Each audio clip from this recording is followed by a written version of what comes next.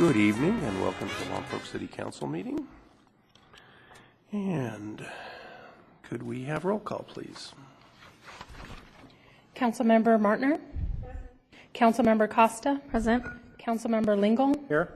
Mayor Pro Tem Starbuck? Present. Mayor John Lynn? Here. Okay, we have no one here, so we can't have any oral communication. Before we go to closed session, I need to pass out this report pursuant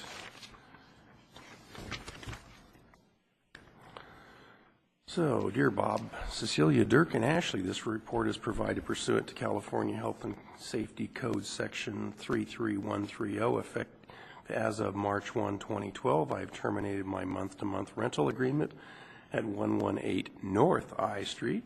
I've also closed the retail store at 104 West Ocean. On February 29th, the merchandise from both locations has been moved to our main location at 334 North E Street. As required by law and good government, I will continue to abstain from participating in, making, or in any way using or attempting to use my official position to influence a government decision if it is reasonably foreseeable that the decision will have a material financial effect on any of those properties of my interest or my interest in these properties, which is distinguishable from its effect on the public generally. Please receive this letter and file it. So, we got that one handled. Now we're going to go to closed session.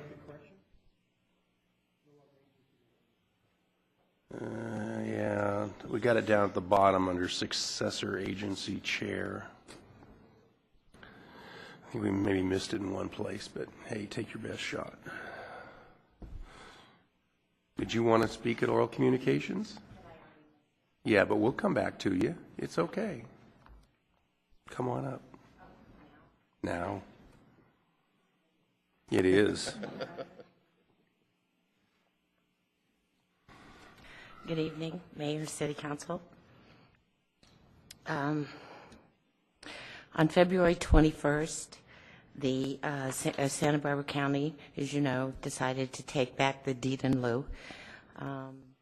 They're behind the city of Lompoc, and I, along with many others, have congratulated the city on its foresight and being able to move much more quickly with Mark's house than the county did with Bridge House. This is too loud. But there's another comparison where the city doesn't quite look as good, and that is that on February 21st, the county conducted its deliberations in public, the pros and cons, and took a great deal of public testimony. In contrast, that same day, the city's closed agenda items listed Bridge House for the first time. I wonder, I'm sure that was legally allowed. It was listed under real property negotiations.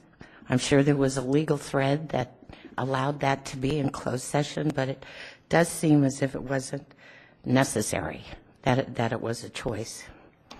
So what I wanted to ask you tonight is if any of you wondered when you saw that item, why was Bridge House listed under conference with real property negotiators? If you didn't, you know, perhaps you're getting a little too comfortable with discussing items in closed session. So what I wanted to ask you tonight is when you're in closed session, again, do a little soul searching about, does this really need to be discussed in closed session? Could it be conducted in a public session? Does the public have a right to be both informed and to provide input to you? I know I sound like a broken record. This is at least the 5th time I've asked this. Congratulations on Mark's house and how you handled it, but please move more discussions about LHCDC into the public arena. Thank you. I'll go get blown back by the wind again. Okay, now we will go to closed session for item number 1, conference with real property negotiators, properties at 112 North H Street, 203 North N Street, 709 17 North E Street, 501 513 North S Street, 508 North T Street, 500 504 North T Street. City negotiators Laurel Barcelona, City Administrator, and Joseph Pannoni, City Administrator. Negotiating party Steve Tabor under negotiating price and terms of payment.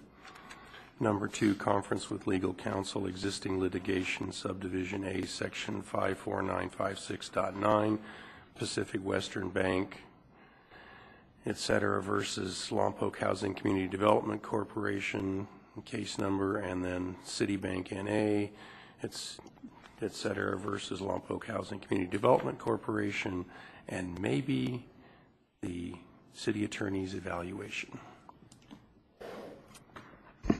City Attorney. Mr. Mayor, as before, Vice Mayor Starbuck will not participate in the item dealing at 112 North H because that's the theater and it's within 500 feet of property he has an interest in. And you, however, will not have to recuse yourself anymore because the memo you just handed out indicates that you no longer have any property within interests within 500 feet of the theater. Thank you. And off we go.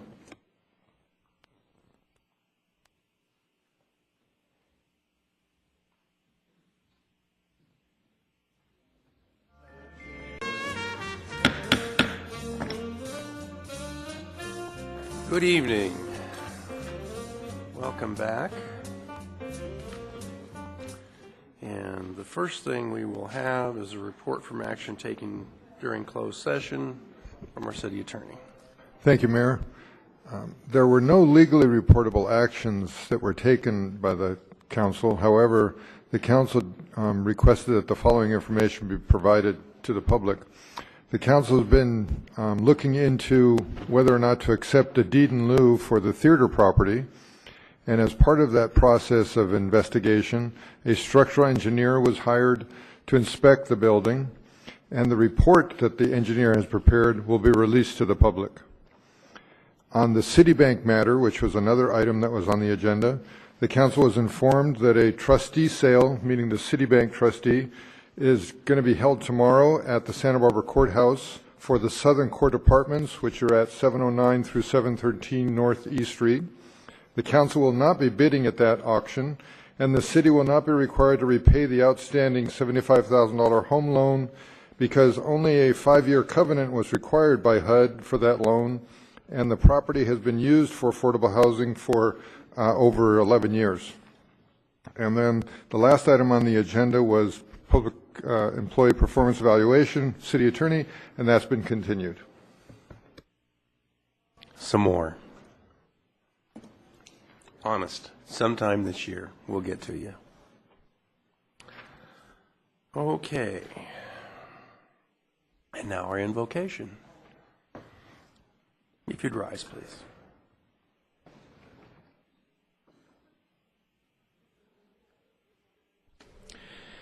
Dear God, I thank you on behalf of all who are gathered here this night for your many and abundant blessings. Thank you for life itself, the measure of health we need to fulfill our callings, your sustaining grace for families, for friendships. Thank you for the ability to be involved in useful work and for the honor of bearing appropriate responsibilities. Thank you as well for the freedom we have to call upon you, whether here, a house of worship, our homes, or wherever we are. Allow us a sense of trust in you, no matter what we see on the horizon or right in front of us. In the scriptures, you have said that citizens ought to obey the governing authorities, since you've established those very authorities to promote peace, order, and justice.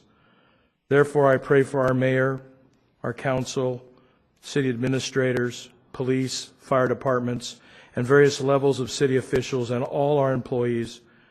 I ask that you would graciously grant them wisdom to govern amid the difficulties and varied interests of our times. Give them an ongoing sense of the welfare and true needs of our people, a pursuit of justice and rightness, a confidence in what is best and fitting, an ability to work together in harmony even where there's honest disagreement, personal peace in their lives and families, and the joy in their task, and strength for their weariness. And while we pray for ourselves, We remember those in other parts of our country who've been devastated by tornadoes and unfavorable weather. Provide your mercy and your grace to strengthen them and those who provide relief efforts. Remind us, O God, it's not all about this, and it's not all about now.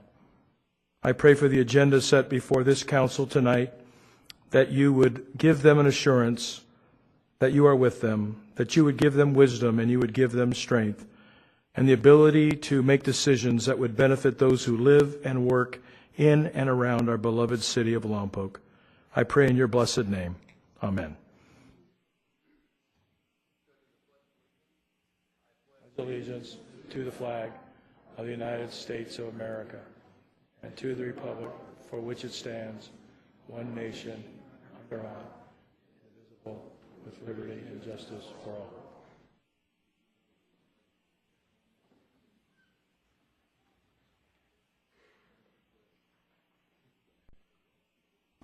And now for some fun. Girl Scouts, come on down.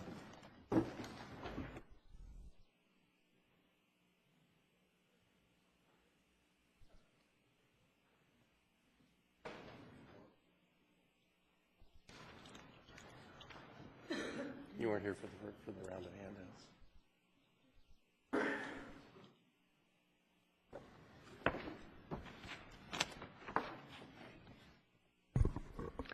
So today we're presenting a proclamation on the Girl Scouts of the USA celebrating their 100th anniversary. Whereas on March 12th, 2012 marks the 100th anniversary of the Girl Scouts of the United States of America, which began in 1912 when Savannah, Georgia native Juliet Daisy Gordon Lowe gathered 18 girls to provide them the opportunity to develop physically, mentally, spiritually, and whereas for 100 years Girl Scouting has helped build millions of girls and women of courage, confidence, and character who act to make the world a better place, and whereas the award-winning Girl Scout Leadership Program helps girls discover themselves and their values, connect with others, and take action to make the world a better place.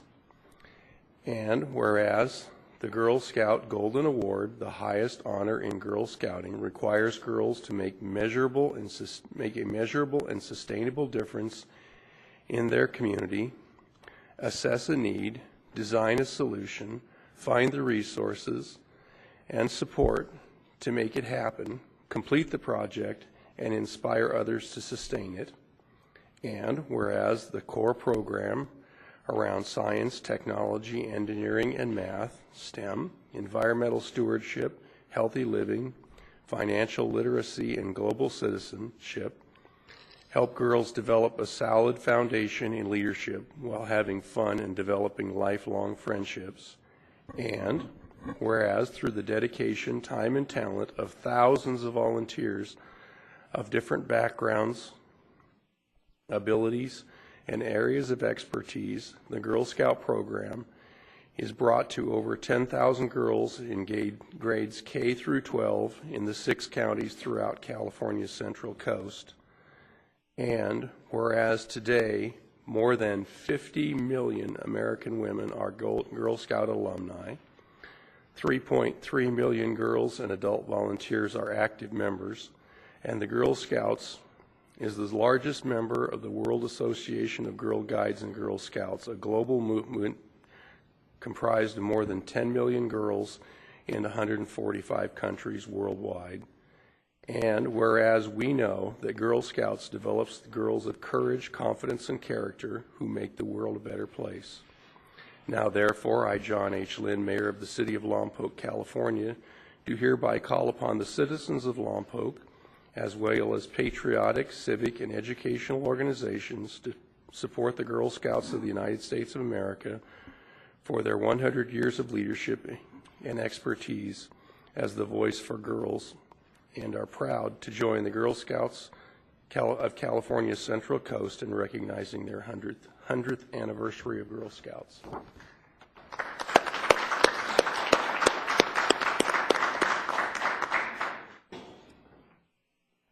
On behalf of Microphone. on behalf of the Girl Scouts of California Central Coast and our local service unit, Valley of the Flowers, we'd like to thank you. And our girls have something for the council members and the mayor.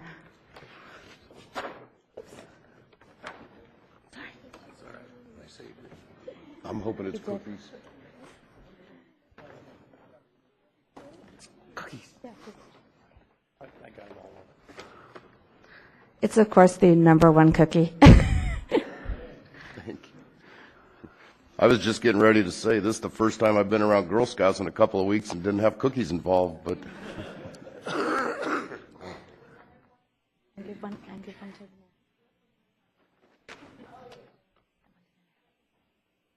Okay. Thank you. Thank you, girls. Have a great day.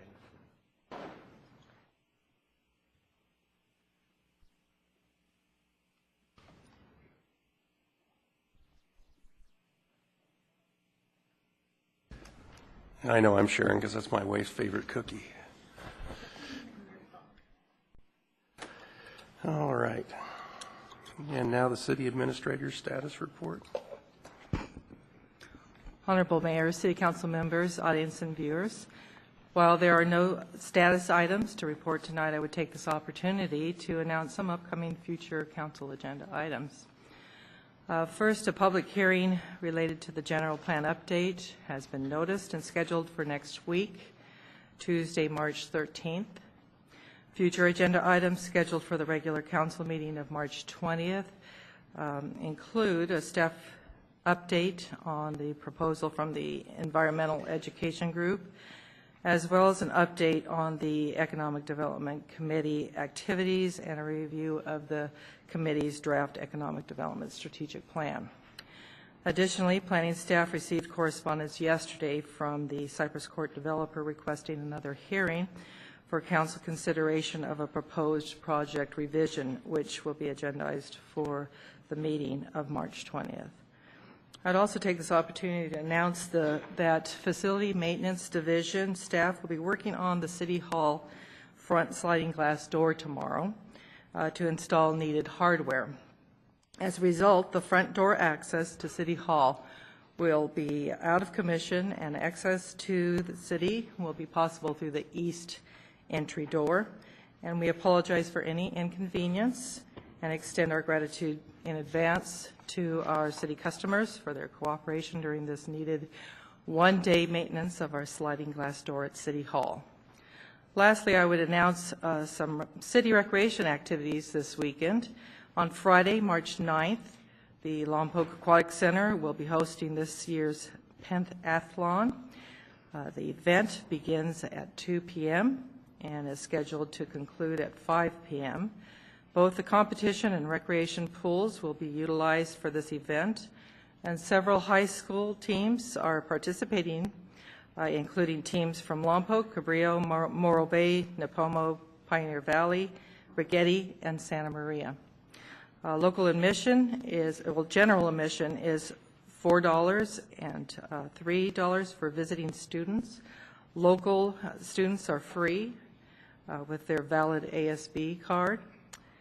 And then Friday evening, the Lompoc Aquatic Center will be open for a recreation swim from 6:30 to 8 p.m. And for more information regarding either the competition or the recreation swim, please contact the Lompoc Recreation Division staff at 875-8100.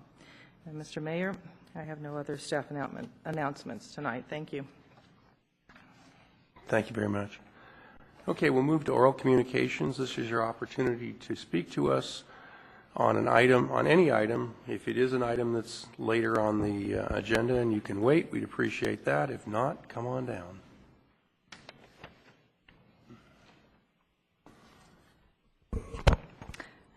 Mayor Lynn and City Council. As you know, I'm Kate Griffith, co-owner of Flying Goat Cellars. Last month, my husband Norm Yost and I made statements to you regarding Flying Goat Cellars' ongoing zoning issues. Today, I'm here to give you an update on the matter and to clarify another rumor that has been brought to our attention. Clinton Frolick of Halama Wines contacted us with his concern that during my statement to you last month, I allegedly said he was deported. To clarify, I did not claim that Clinton Frolic was deported, nor did I imply it. I encourage everyone to watch the video of my statement at cityoflompoc.com, City Council meeting February 7th, under oral communications for confirmation. Unfortunately, people's emotions sometimes take over, then hearsay and gossip take precedence over truth. Moving on to news from the ghetto, we all want to thank Clinton Frolic for providing his marketing and website expertise to promote the Lompoc Wine Ghetto's Locals Day. The Locals Day event will be held on Sunday, March 25th from noon to 4 p.m. All tasting rooms will be participating. Tickets can be purchased on-site the day of the event. You will also get to see the renovation that owner Morris Sabani has embarked on within the industrial park. Last week, Sabani started painting the buildings, each with a unique color palette. He hopes that matching awnings will eventually be added by individual tenants. Kudos to Mr. Sabani, and with his gentrification underway, we'll soon be moving from ghetto to grotto. Finally, the Planning Commission's public hearing for the Flying Goat Cellars conditional use permit application will be held next Wednesday, March 14th at 6:30 p.m. Of course, I'll be recusing myself from the vote. 5 similar CUPs have already been approved within the same industrial park, so we hope it's a simple matter. City staff advises that because I'm a planning commissioner and public perception an important factor, Flying Goat Cellars is being held to a higher standard than would otherwise be required for another applicant. We look forward to putting this matter behind us and moving on with more flexible uses of our space. Thank you for your time. Kate, I'm sorry, what was the date? I didn't write fast The enough. date for what? The event at the ghetto. March 25th, Sunday, March 25th, from noon to 4 p.m. Thank you. Thank you. Thank you very much.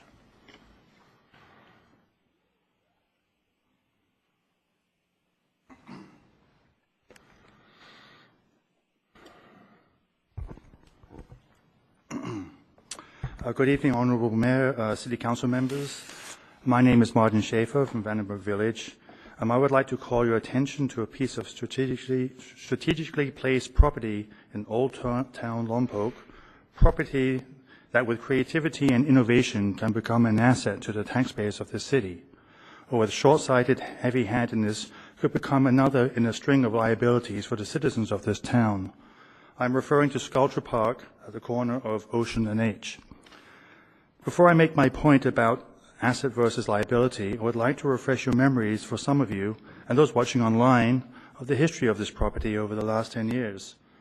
In 2002, ExxonMobil bought this property, sold this property to the Lompoc Housing Authority as a redevelopment project. That is, the Lompoc Housing Authority was tasked with preventing this corner lot from degenerating into an urban blight, which would bring down property values in the surrounding area. After considering developing a commercial center for the site, the Lompoc Housing Authority instead created a public park and community space. In 2002, the Lompoc Housing Authority sold the property to the now-defunct Lompoc Housing Community Development Corporation, the LHCDC, the redevelopment agency that succeeded the Lompoc Housing Authority. The LHCDC continued to maintain this property as a community space and park, eventually becoming Sculpture Park, which exists today. In October of last year, because of apparent financial mishandling by the LHCDC, Sculpture Park was quietly deeded over to the J family in a deed in lieu of foreclosure. I was told about this change of ownership by a police officer who told me to leave the park or be arrested for misdemeanor trespassing. So, Sculpture Park has a 10-year history of serving the public as a park and community space, as it still does to this day. Access to the park by the general public is still unrestricted.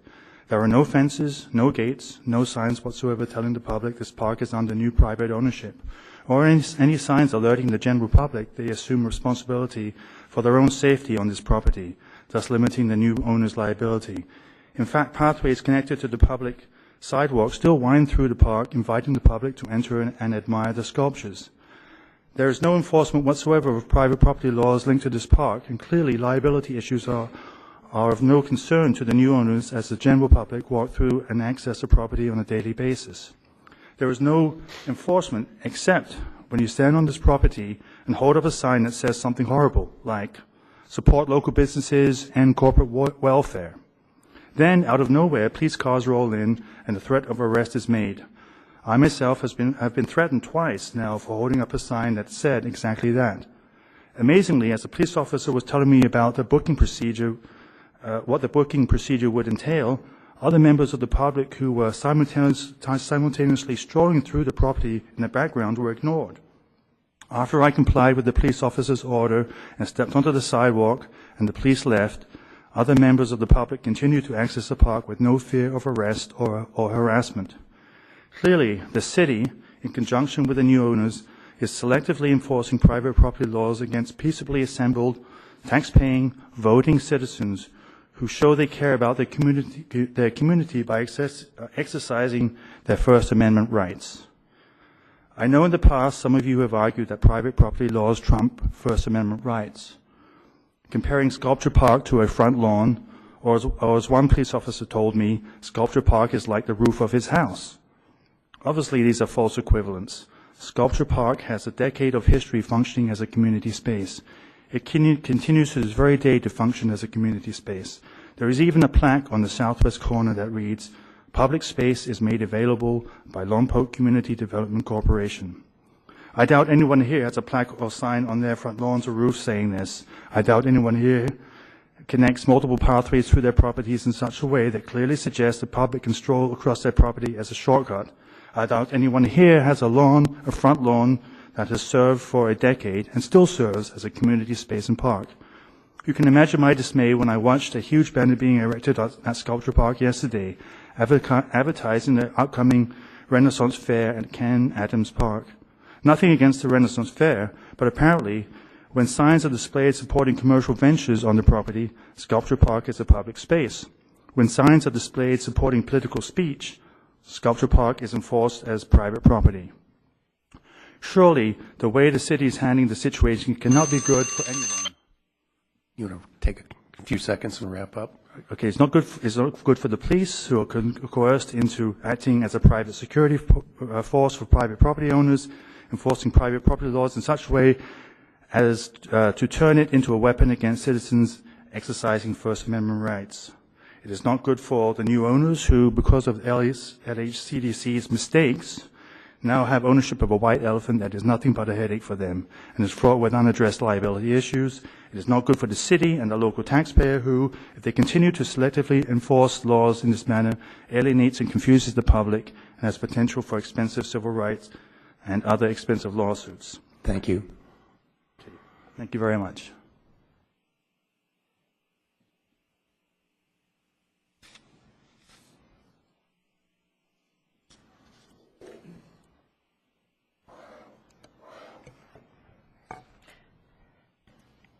Good evening, Mayor, City Council. Carol Benham, Lompoc resident. I have just two quick questions tonight. I'm hoping that on one of them I could get a response tonight.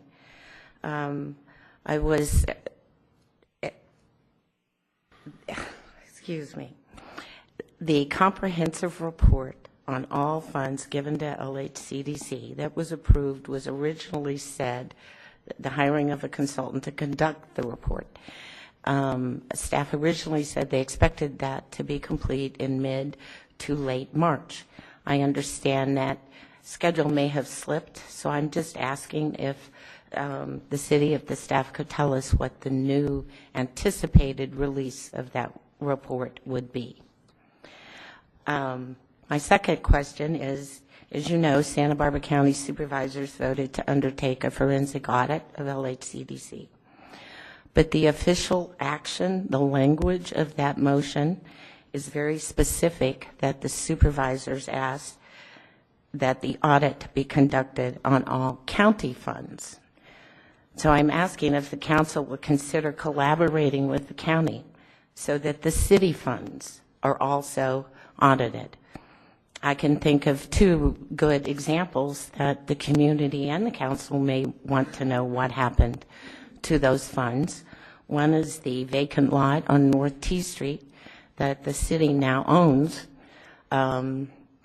Approximately $500,000 was given to LHCDC to purchase that property. This is the property that has kind of a convoluted history where funds from one city source were used to pay off a prior loan. The cost of the property was supposed to be $140,000, but they got $500,000. And of course the property is still a vacant lot. Nothing's happened. The second good example is apartments on North S Street. The city was involved in LHCDC purchasing those that property and had a loan. In November 2005, the city agreed to resubordinate its loan so that LHCDC could refinance the property. It's clearly stated in the minutes that LHCDC was to take $500,000 out in cash equity for that property. It would be nice to know what happened to the $500,000. The property is still in not great shape. In the minutes, that was a 4-to-1 vote with one council member, Jan Keller, objecting and trying to get specific information on what the $500,000 would be used for, and that information was not forthcoming. I would also ask that the council's discussion of possible collaboration with the county to ensure that forensic audit includes city funds as well as county funds. I would ask that you hold that discussion in public as the Board of Supervisors did. Thank you. Thank you. City Administrator, do you have a date going forward on the report? Mr. Mayor and Council, just to give you an update, in response to an RFP that went out, there are 2 contractors who responded, and the selection committee has reviewed the 2 and recently scored and will be notifying the top contractor. And it is estimated that the work would take at least a month, and then city staff will return to you and report. Thank you. Is there anyone else? Councilmember Costa. Thank you, Mayor Lynn. I would like to request that council provide consensus to give direction to the city administrator to go speak with the county in regards to the forensic audit possibility for the city of Lompoc. Not as a formal action, but as just a consensus to information gather. I just wanted to add some additional information. On Monday, I think it was Monday, I had a conversation with Mary McMaster, a deputy county counsel. I actually had sent an email because I had heard that the county was said that they were going to be conducting a forensic audit, and that was a surprise to me because I had actually a conversation with Ms. McMaster maybe 2 months ago asking about that, and she had indicated that at least at that time she didn't think the county would want to do that. And so my follow-up email and phone conversation with her, she indicated that she was not aware of a forensic audit that had been scheduled or approved. She checked with the staff. They said they didn't know that they were supposed to be doing a forensic audit. They know there was some discussion at one time, but the cost of it was not something necessarily that the county wanted to do. She said would the city be interested in participating in that kind of an audit, and she indicated that the only audit that she knew that was going on was the county staff maybe auditing the books, and they sent a follow-up letter, and a deputy accountant at the county sent a follow-up email to the LHCDC president, Mr. John Beeler, I think is his name, and included the letter that they had sent previously early in February, I think it was in February of 2011, saying they wanted to do an audit and hadn't heard anything from the LHCDC regarding that. And so this was sort of a reminder, and so all I can tell you is that's the information, the latest information I have from the county council's office in Santa Barbara. I think as part of their approval of the bridge house, there was a discussion, and we had left by that time. There's a discussion among the supervisors about conducting a forensic audit, and I believe it was authorized. I understand what you're saying. I understand what was said earlier. What I'm saying to you is when the deputy county counsel I spoke to also said that wasn't what she understood, and the staff at County Santa Barbara didn't understand that. Okay, so how about this then, to Councilmember Costa's point, how about if we ask the city attorney to go into a little more depth with them and find out what's going on, and you could report back to us next Tuesday on that? Could be added to next Tuesday's agenda. If that's what the council wants me to do, I can certainly do that. Yeah, is that good for everybody so we get the right information? Repeat that one more time, Mayor. He'll contact the county again and find out what's going on and have a report for us next Tuesday. Mr. Mayor, I would like to provide a little more specifics. I would like to request that the city attorney specifies and understand exactly what the motion that was made at the County Board of Supervisors and the motion that was approved, because my understanding is that there was a motion and it was approved to conduct a forensic audit. So what is the extent of that motion? What does it mean? And provide that report back to the council. Based on that, I would also like to make a request that the council discusses the possibility to join forces with the county in involving and including the city funds in that forensic audit, and also get an estimate of what would that cost. Okay, and it'd be an agendized item for the next meeting? I would like to propose that, yes. Yeah. Everybody good with that? Yep. Okay. Any questions, Joe? All good? Okay, thank you. Also, Marilyn, my apologies to interrupt. I was curious if staff, I don't know if we need to address it this evening, but it is a concern that I've received as well in multiple instances in regards to the J property on the corner of H and Ocean, and sort of how to deal with the concern of the public, whether that means requiring them to post some kind of public property posting on the property or something of that nature. Yeah, I have it on my follow-up list. Some conclusion, thank you. So I'll bring that information back. Okay, is there anyone else that would like to speak at this time? Going once, going twice? Sold. Okay, so we'll move to the consent calendar. On the consent calendar, we have approval of the minutes, and there was a correction to the first page of the minutes, correcting who the mayor pro tem is. And then we have approval of expenditures, payroll $1,002,000, voucher register $575,000, voucher register $734,000. Item 3, Lompoc Police Department Special Olympics Car Show and Cruise Night, adopting as a city project. Item 4, final acceptance of project number FY10-AP-1, the George Miller Drive resurfacing.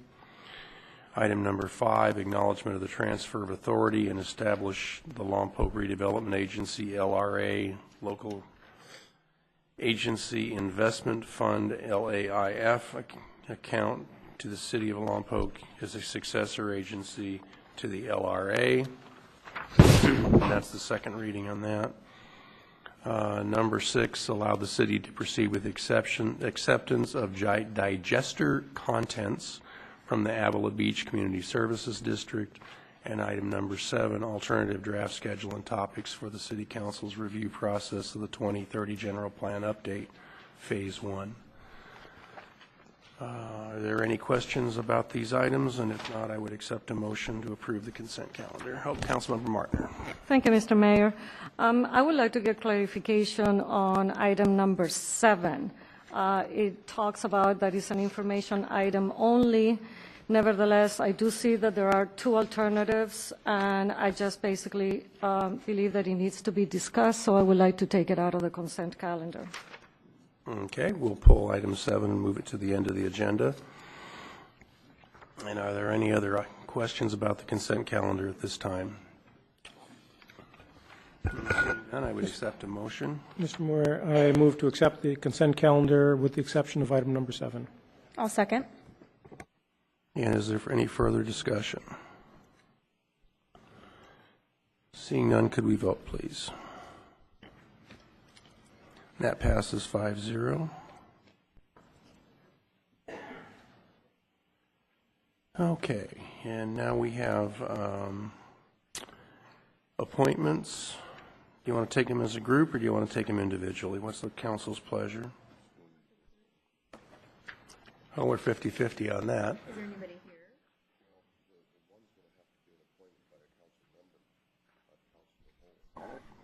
Which one's that? Okay, well, we could take the first 3. Everybody okay with taking the first 3? Okay. So I don't run out of voice. Bob, you want to read these in, please? Sure. There's 2 openings for the Airport Commission. There's 2 nominations for 3 terms ending on 1 of 2016. The names are Steve Crocker and Tom Milborn.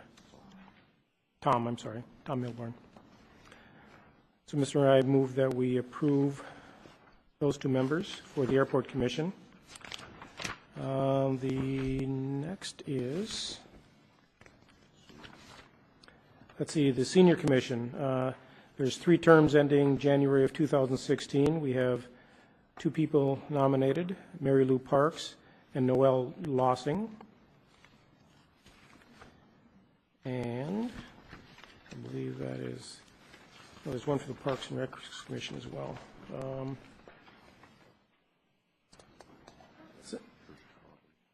For the Oversight Committee for the Parks, Maintenance, and Pool Assessment District, there's 1 unexpired term ending January of 2016, and that nomination is Patricia Coggan.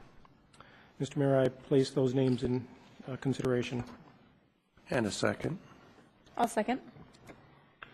Is there any discussion on these names? Seeing no lights, could we vote, please? And that passes 5-0. Thank you. And the next one is nominee to the Single Purpose Committee.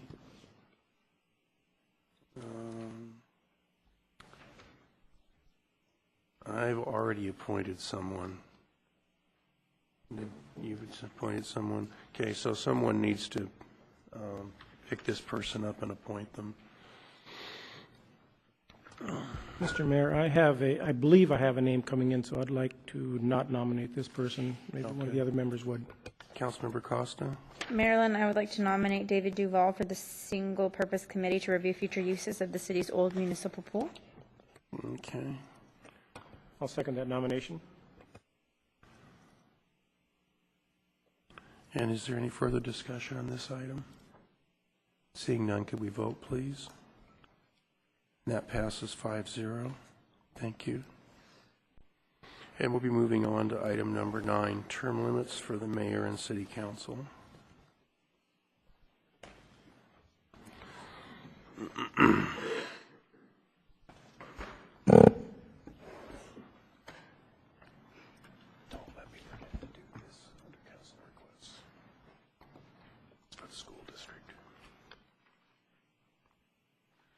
Honorable Mayor, City Council members, audience and viewers, the report before you is a collaborative effort of staff, and it pertains to the term limits for the mayor and city council members, and recommends the council provide direction whether to take all necessary actions to prepare a city-initiated ballot measure for the November 6th, 2012 election, general election, to establish term limits for the mayor and city council members. And if the council direction is to prepare the ballot measure, then also indicate the number of consecutive terms the mayor and council members can serve, the number of years, if any, that must transpire between the limited terms before the mayor and the council members can again run for election, and whether the break between the terms applies to a mayor running for a council seat or vice versa. The staff report was initially agendized June 7th, 2011, in response to council's request during council workshops held late 2010, and in early 2011, the council directed the city attorney to return with a staff report regarding the possibility of establishing term limits for the mayor and city council. At that time, Councilmember Costa provided a memo and suggested text for a proposed ballot measure, and copies of both are attached to the staff's report. The city clerk, Stacey Alvarez, obtained a survey of all California cities, which shows those with and without term limits. The survey shows of the 481 California cities, 98 have term limits, and most ban re-election after 2 consecutive terms. The ban occurs after 3 terms, and very few after 4 terms. Additionally, the break required between the terms before being permitted to seek re-election ranges from 1 to 4 years. And a very few cities have a lifetime ban after a set number of terms has been served. City Clerk Alvarez has been advised by the Santa Barbara County clerk that adding a ballot measure regarding term limits could add as much as $24,000 in additional election costs, which costs are typically about $30,000. At your direction, this matter is again before you for consideration and is timely should council direct City Attorney Joe Pannoni to prepare a ballot measure for the November 6, 2012 presidential general election. And this concludes my report, and City Attorney Pannoni and City Clerk Alvarez and myself are available to answer questions. Councilmember Costa. Thank you, Mayor Lynn. I just have a point of clarification. I spoke to the Santa Barbara County Elections Office today about the quote that was received by our city clerk, Alvarez, and they have since updated the amount that was quoted from $24,000 to approximately $17,000. I was also told that coming closer to the election, that number will most likely go down. And in the case that the county actually has a ballot measure, that will go down considerably. So that is really, truly an estimate, and it is lower than as quoted here in the staff report. Thank you.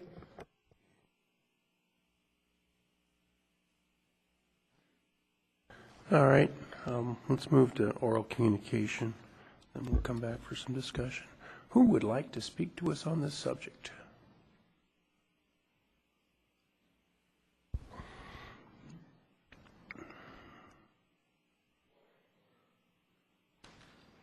Good evening, honorable council members and mayor. It seems a bit redundant to have a law in a small municipality like we have to limit terms. I don't think what it costs to put on a ballot is even a consideration. I think it's redundant because we already have ballot boxes and elections. And I tell you, if any of you folks don't know this, you get replaced rather easily in this town at the ballot box come election day if you haven't done your job correctly, or if you've done nothing but act as a block to get things done that would work for the city and things like that. It comes to light.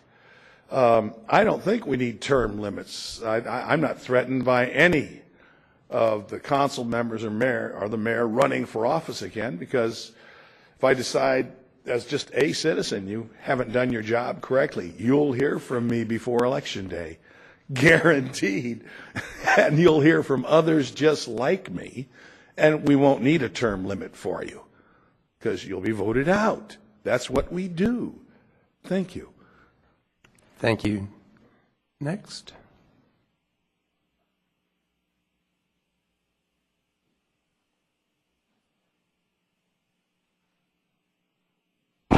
Bob Manning, businessman, Lompoc, Mr. Mayor, and members of the council, and city administrator, and ladies and gentlemen. It's pretty simple. The electorate tells you when you're done. You don't have to have rules and laws to do that. The electorate does it every election. Witness the last election. It speaks for itself. Now, there's one exception that I would note. It seems to me the mayor ought to be at least a 4-year term, but that's up to you guys. Thank you. Next.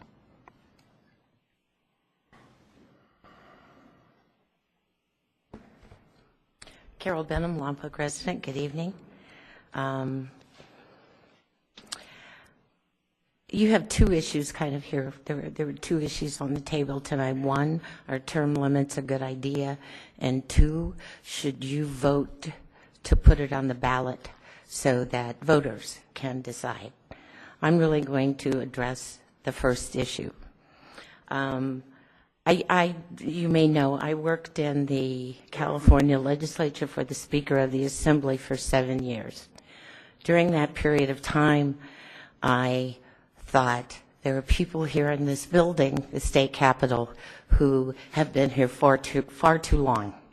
They've really forgotten what it's like for Jane and John Q. Citizen, and because of my feeling that they had lost touch kind of with the average Californian, when the idea of term limits came up years later, I thought it was a good idea. Almost all of my friends thought it was not, but I was really sure I was right. The truth was, I was not right. My friends were right. The imposition of term limits for the state of California has had disastrous results. The real beneficiary of term limits for the state capital is the special interests, because there is no longer legislators who are there long enough to have the breadth of knowledge, the extent, the deep knowledge of issues, the knowledge to be a defense against special interests trying to further their own interest rather than the public interest, disappeared in the state of California. Nor did it help with the idea of having career public servants. What happened in California now is that when the moment an elected official gets inaugurated, that elected official is now looking toward which next office do I want. We have a game of musical chairs going on. I think it's been a terrible mistake. I appreciate that a small town like Lompoc does not have the same issues before it that the state capital does, but the principles still apply. It does, in fact, take time to develop expertise. Having a history of issues or a history of land use planning and zoning, all of that contributes to effective governance. For me, the truth is there's no substitute for an informed, engaged electorate.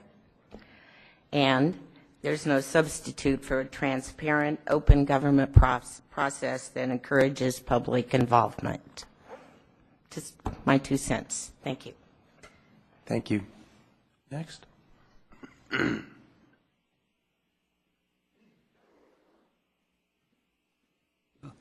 Mayor and City Council, Councilmember Costa. When I sat in almost that very chair my first term, I thought a lot about term limits. I was really convinced that that's what we should do. Some of these people, quote, get in and stay forever and that.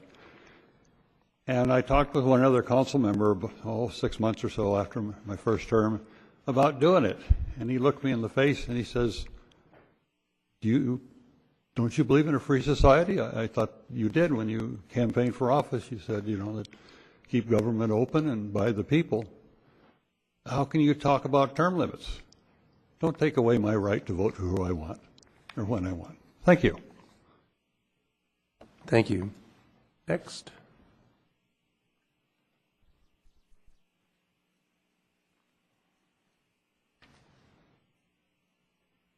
Rob Smith, Lompoc.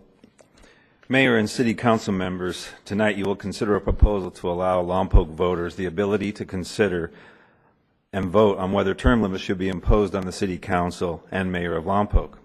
You are not being asked to implement term limits, simply to allow the people of Lompoc to decide if they believe it might be in their best interests or not. Oddly enough, detractors of this term limit initiative claim that this is about voters losing their right to vote, yet they are asking you to deny voters the right to vote on this issue. The idea that somehow term limits abrogates a voter's right to decide whom they want as a representative is a red herring. There are already constraints on eligibility for office. For example, you must reside in the city, you must be 18 years old, and perhaps there's other limitations. So if a group of citizens wanted a 17-year-old candidate who lives in Vandenberg Village to represent them, that would not be allowed. Have their voting rights been infringed? Of course not. They just have to vote for someone else. They still have the right to vote. The same holds true when there is a term limit. Constraints have been set, and now a different candidate will be chosen. The notion that term limits might lead to voter disengagement is really quite silly. Seriously, if someone is serving and this is their last term and some voters disagree with the incumbent, they'll just put up with them because he or she will be termed out? You mean they won't seek to find a candidate that fits their ideals better?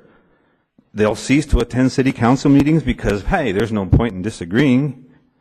We all know that people will still look for a candidate that represents their beliefs, and we all know there is seldom a city council meeting where a citizen doesn't disagree with somebody on the city council. Those who disparage term limits point to this council and mayor as proof that change happens. Of course change happens, but not always in the best way. One has to seriously contemplate if there would have been a mayoral change if not for an untimely death. A mayor who holds a position a long time begins to wield a lot of influence and power, even in our little burg. While this can be for good, it is almost always true that too much power is not a positive. Many cities have suffered under a freely elected lifetime rule. Just because the same people keep electing the same mayor doesn't mean it's good for all the citizenry. Chicago has been notorious for its corruption and cronyism. The fact is, new blood here in Lompoc has brought about new ideas, reinvigorated the electorate, and changed things. Are you, Mr. Mayor, and you, city council members, are you the only ones with good ideas? Are you the only ones who can do this job? If many thought some of the past mayors were good mayors, how is it possible to find anything good with a new mayor? Mr. Mayor and city council members, after you were elected, were you unable to make decisions or actions because you didn't have enough experience in your position? Did the city stop just until you got caught up? Of course, we all know the answer is no. You asked for help. You sat out counsel. You learned quickly. You used your common sense. This is what will always happen. We all, myself included, like to think we are the best at what we do, that we might even be irreplaceable. But we are replaceable. There are always others who are bright, smart, hardworking, and logical to do the job. Lastly, as to the cost of having this on the ballot, are we to say that we should no longer have any initiatives on the ballot because they might cost us? Should we avoid anything that might cost us? I hope not.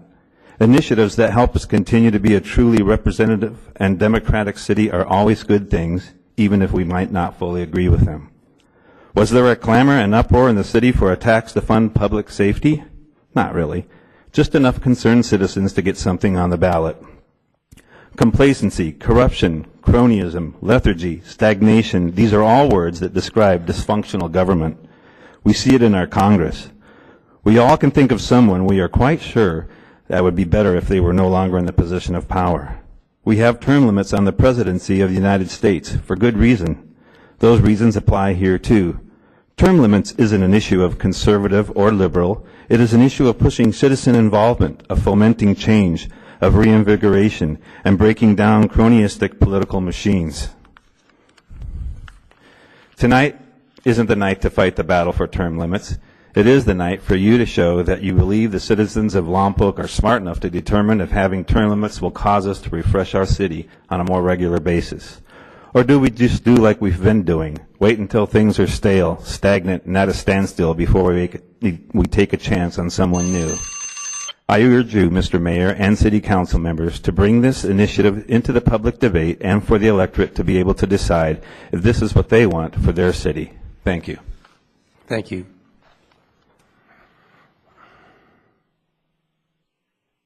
Anyone else? Last chance? Going? Gone. Okay, back to council for discussion. Councilmember Martin. Thank you, Mr. Mayor. I guess I'll be the first one to thank the public for their comment.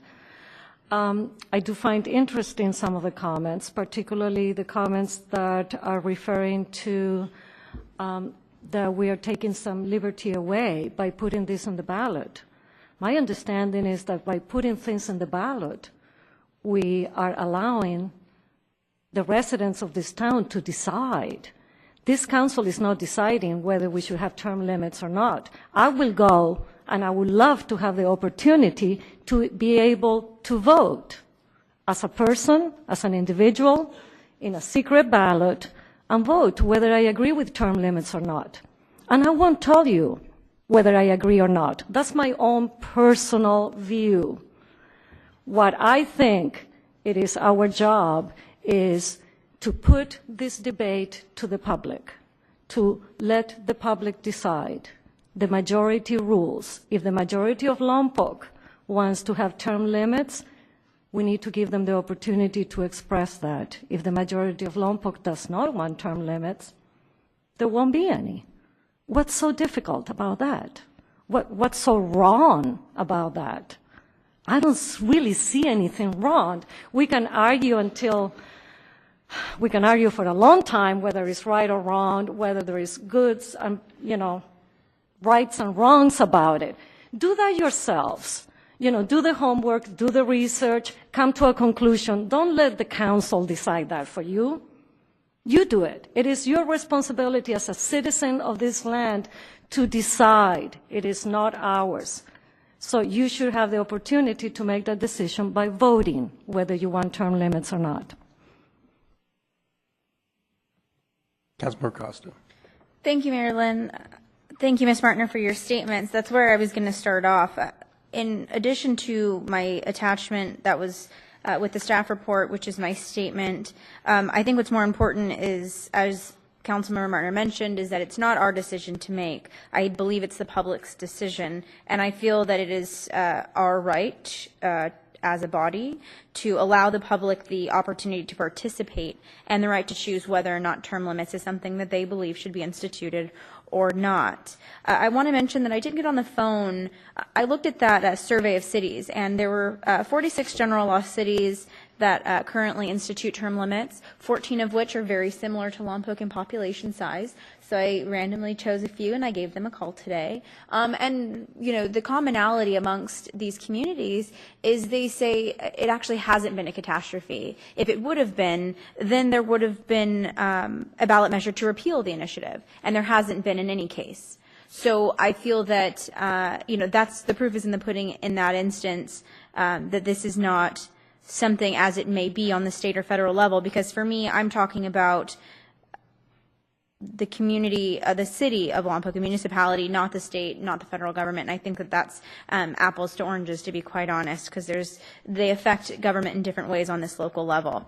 The other thing I wanted to mention is, as a political science major, what you figure out in regards to election, I did a lot of studies about election. I actually took a class that was all about the presidential election in 2008. Two of the largest indicators of who's elected is incumbency and the economy. So, we really need to look at, while the economy is poor, like it was during this last election, you tend to get a lot more increased involvement, and you can get turnover of seats, which was the case. Now, in times of the good economy, you don't see that as much. And then unfortunately what happens is things do get stagnant, and then we figure out all of the problems that we're figuring out now that were taking place when you had folks in office for much too long. So I don't want to make the argument as to why I feel term limits is the best thing for a community. This was me interested in allowing the public to be part of the discourse. I understand we're talking about $17,000 here. I don't know if the community knows, we traditionally spend approximately $30,000 for the elections every 2 years for the council and mayoral seats. So this is not very uncommon of a cost. And as I mentioned earlier, $17,000 is a rough estimate and most likely will go down. So I would just like to hear what the rest of council has to say. But thank you for listening. Councilmember Lingle. Thank you, Mr. Mayor. You know, I'm almost feeling like this is a no-win situation for me up here, because if I, at the end of the night, if I vote to allow this to go to the general election and the city approve, vote, or a city to vote on this, I'd be going against my better judgment. Yet if I vote not to let it go forward, I'd be concerned of what the public is going to think. Is Bob concerned that he's going to lose his job? Is Bob trying to protect his power?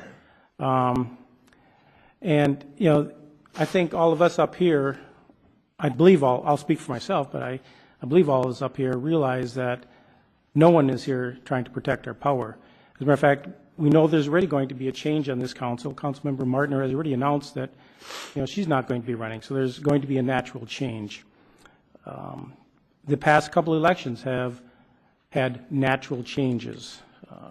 We all received an email from a former council member today that served 2 terms and chose to resign, as she put it, after that term. There is a natural transition in this community. It's been going on for decades.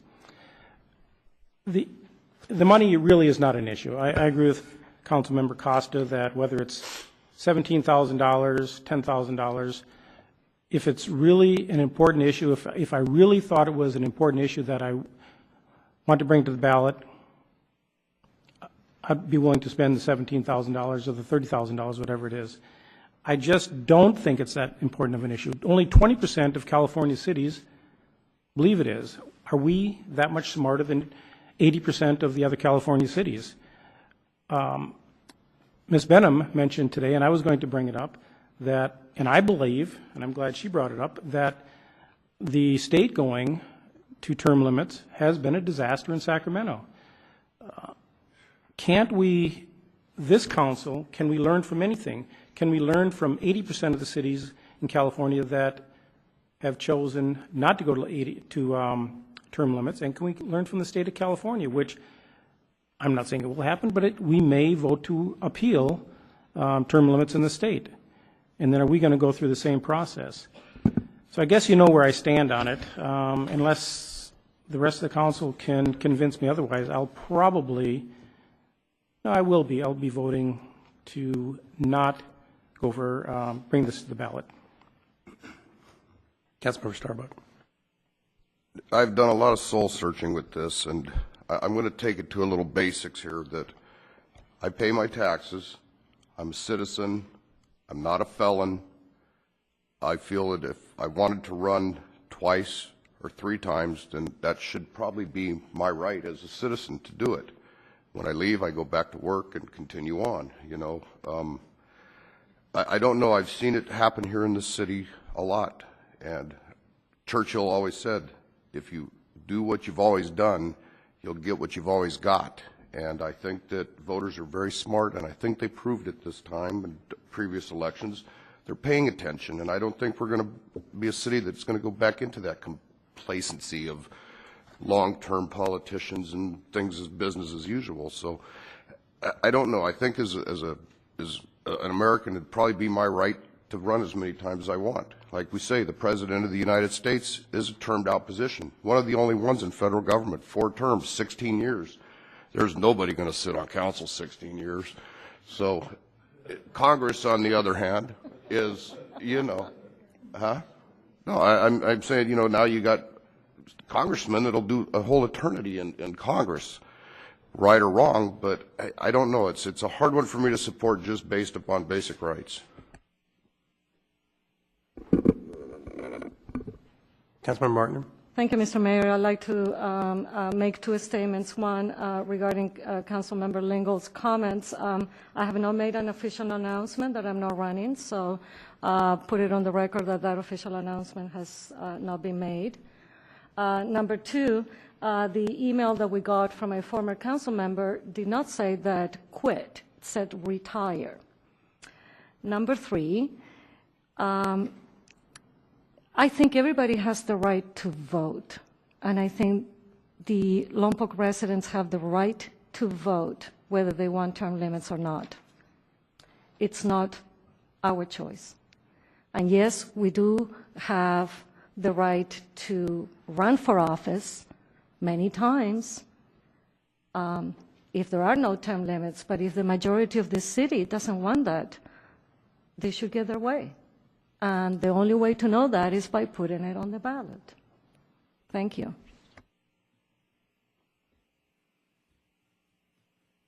Okay, my turn. It's kind of interesting, this situation, because once upon a time I campaigned very hard for term limits, both on the state and with regard to perceived issues here in the city once upon a time. I don't think this state experiment has proven to be very successful, and the fact that 5 of us are sitting here who weren't sitting here before would seem to indicate to me that we have term limits here now. We are a representative democracy, and that means that the voters hire each of us to do their bidding. We obviously have the ability to put things on the ballot and get their opinion, but I'm not sure that that's, number one, what we were hired for, and I don't think it's a very good stewardship of the funds, particularly given the current world. I realize $17,000 is not the end of the earth, but we canceled city support for a fireworks show for a lot less money, and probably would have got a bigger bang for our buck out of that. With regard to a comment about how long the mayor's term should be, I happen to think that 2 years is a great plan. I wouldn't change that. I think it's important that the person who most represents the city is most frequently reelected. So contrary to where I would have been on this some years ago, I don't think it's something that not a single person in the city has come and spoken to me and said, hey, John, we need to fix this and we need term limits. And I've had a lot of discussions with people over it over the last year. So I guess my answer is I'm really not interested in doing this at this time. Councilmember Costa. Thank you, Marilyn. Well, folks, my fear is that we may have 3 potential career politicians as I sit to my right. And as funny as it is, in all complete honesty, that's the reality. So that said, a term limit measure may be placed on a ballot as an initiative measure or a council proposed measure. So an initiative measure can be done by the community. If anybody in the community is interested in continuing these efforts, I am more than willing and happy to assist in those efforts. But I would like to say, I mean, one of the council members said it themselves. They feel that they can run as many times as they'd like. So be prepared for that. Thank you.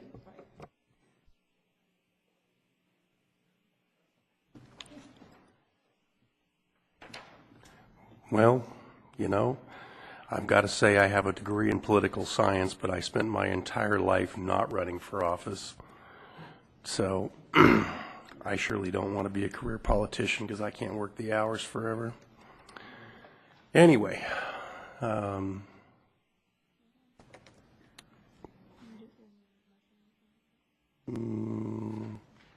think the position's clear. Do we need to vote, Joe? If there's no direction to place this on the ballot, it won't be placed on the ballot. Okay. Moving on to item number 10.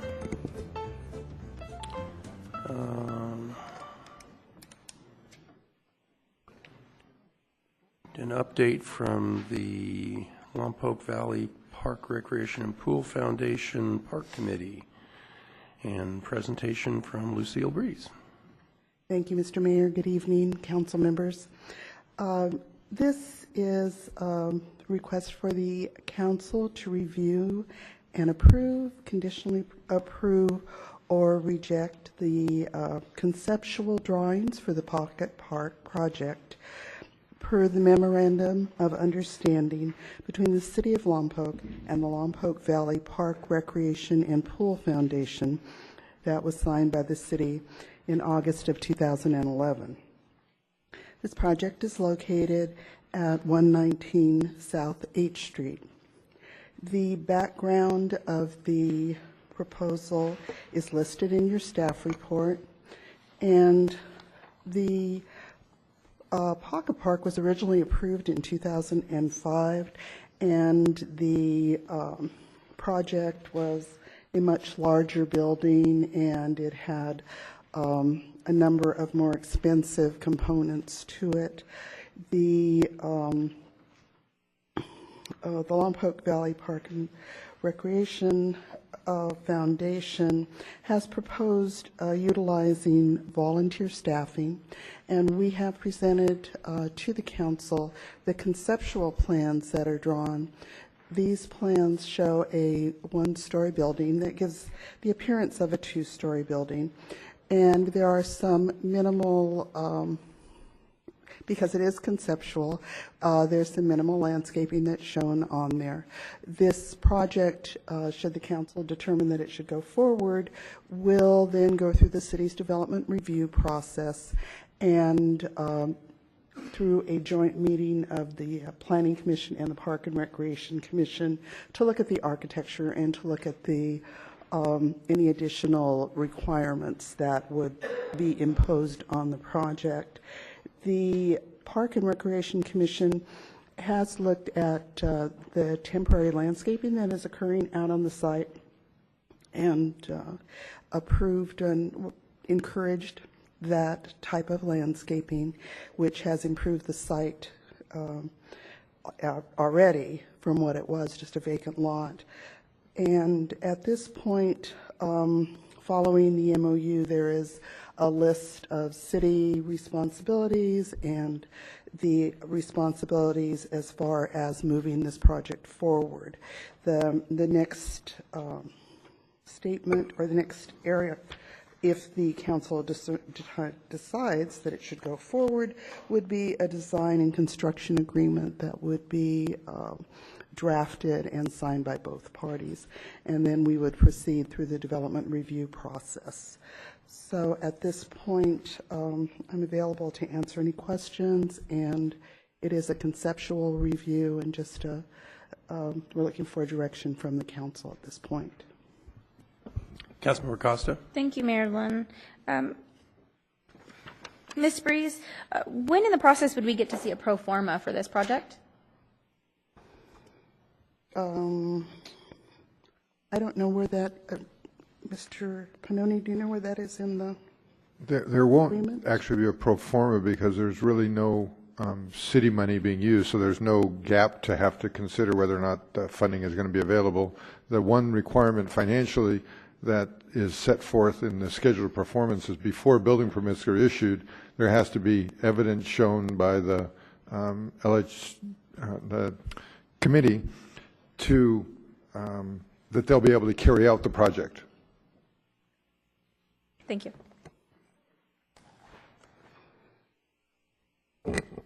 Sorry, one more question. I couldn't tell by the drawings, and maybe you can tell me. The pass-through between the alley and H Street, would that be blocked off, or would there be access to go from the alley through to H Street? It is intended that it would be open during the time that the park is open, is my understanding. And those details would be put on the project as a condition of approval as it moved through the development review process. That's what this is here, I think. The scope of development that's attached to the MOU includes some design criteria, and one of the design criteria is that there's a way to get through from the alley to the street. Thank you.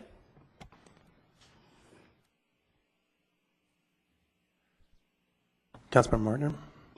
Mr. Mayor, does the Lompoc Valley Park Recreation and Pool Foundation has an intent to actually build this park? They are proceeding with the MOU, and a representative is available to speak with you this evening. That would be great. Can we ask some questions? Ron? Thank you.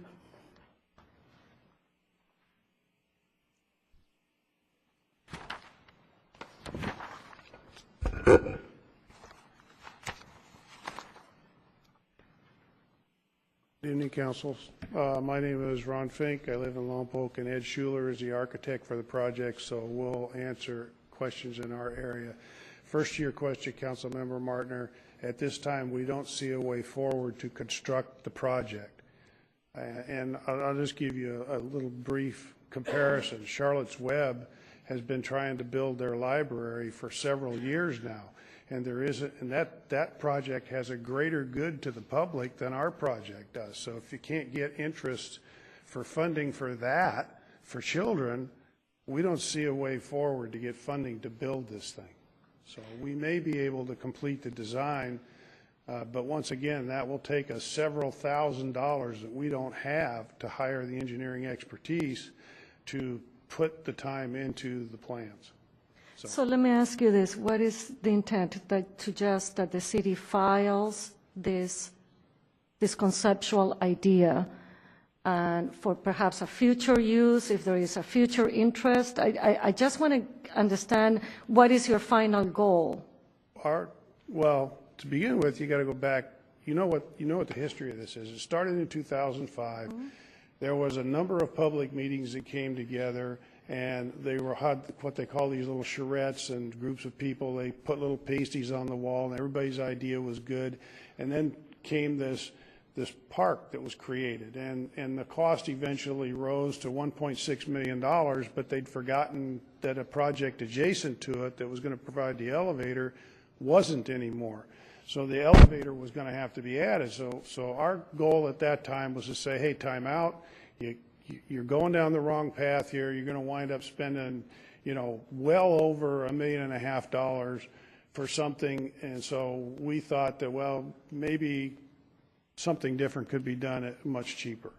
At the time, there was the will to do it. Today, there's probably not the will to do it. What's there now, what Ms. Martinez has put in with the council's permission and the Parks and Beautification Commission's permission, is an aesthetically pleasing project. And it took away that derelict look of downtown and transformed that vacant lot into something now that's a little more pleasing. So the urgency to put in a park there is now gone because that project is there. So I would say we were responding to a request from the council. We brought an issue forward. They said, okay, go ahead and tell us what you want to do. So that's why we're here. And I think this might be a very good time to take this concept and put it away and say thank you. So basically the idea, as I understand here, is that your foundation is proposing for the city to take this project and shelve it. Is that the proposal of what your foundation is? That's the long and short of it, yes. Okay, thank you. Councilmember Lingle. Thank you, Mr. Mayor. Very similar questions that I was going to ask. And the comment that you made, the idea of a pocket park, Ms. Martinez has done a fantastic job in that. It really is becoming a pocket park right now. The only thing, in my opinion, that's lacking is the public restrooms. And I want to talk to Mr. Schuler about the windbreak. It's my understanding the idea of the two-story building was a windbreak, so when we have our markets down on H Street, the wind would not come rushing through. Now I understand that the wind is not going to stop. It's just going to go over that building and would still have a It'll wind go tunnel. over the building to some degree, but not as much. You could probably do something comparable with certain kinds of juniper trees that are tall, narrow, and sandwiched close together. That'd do almost as much. They go up to about 30 feet in height sometimes, but it'd be look kind of awkward there.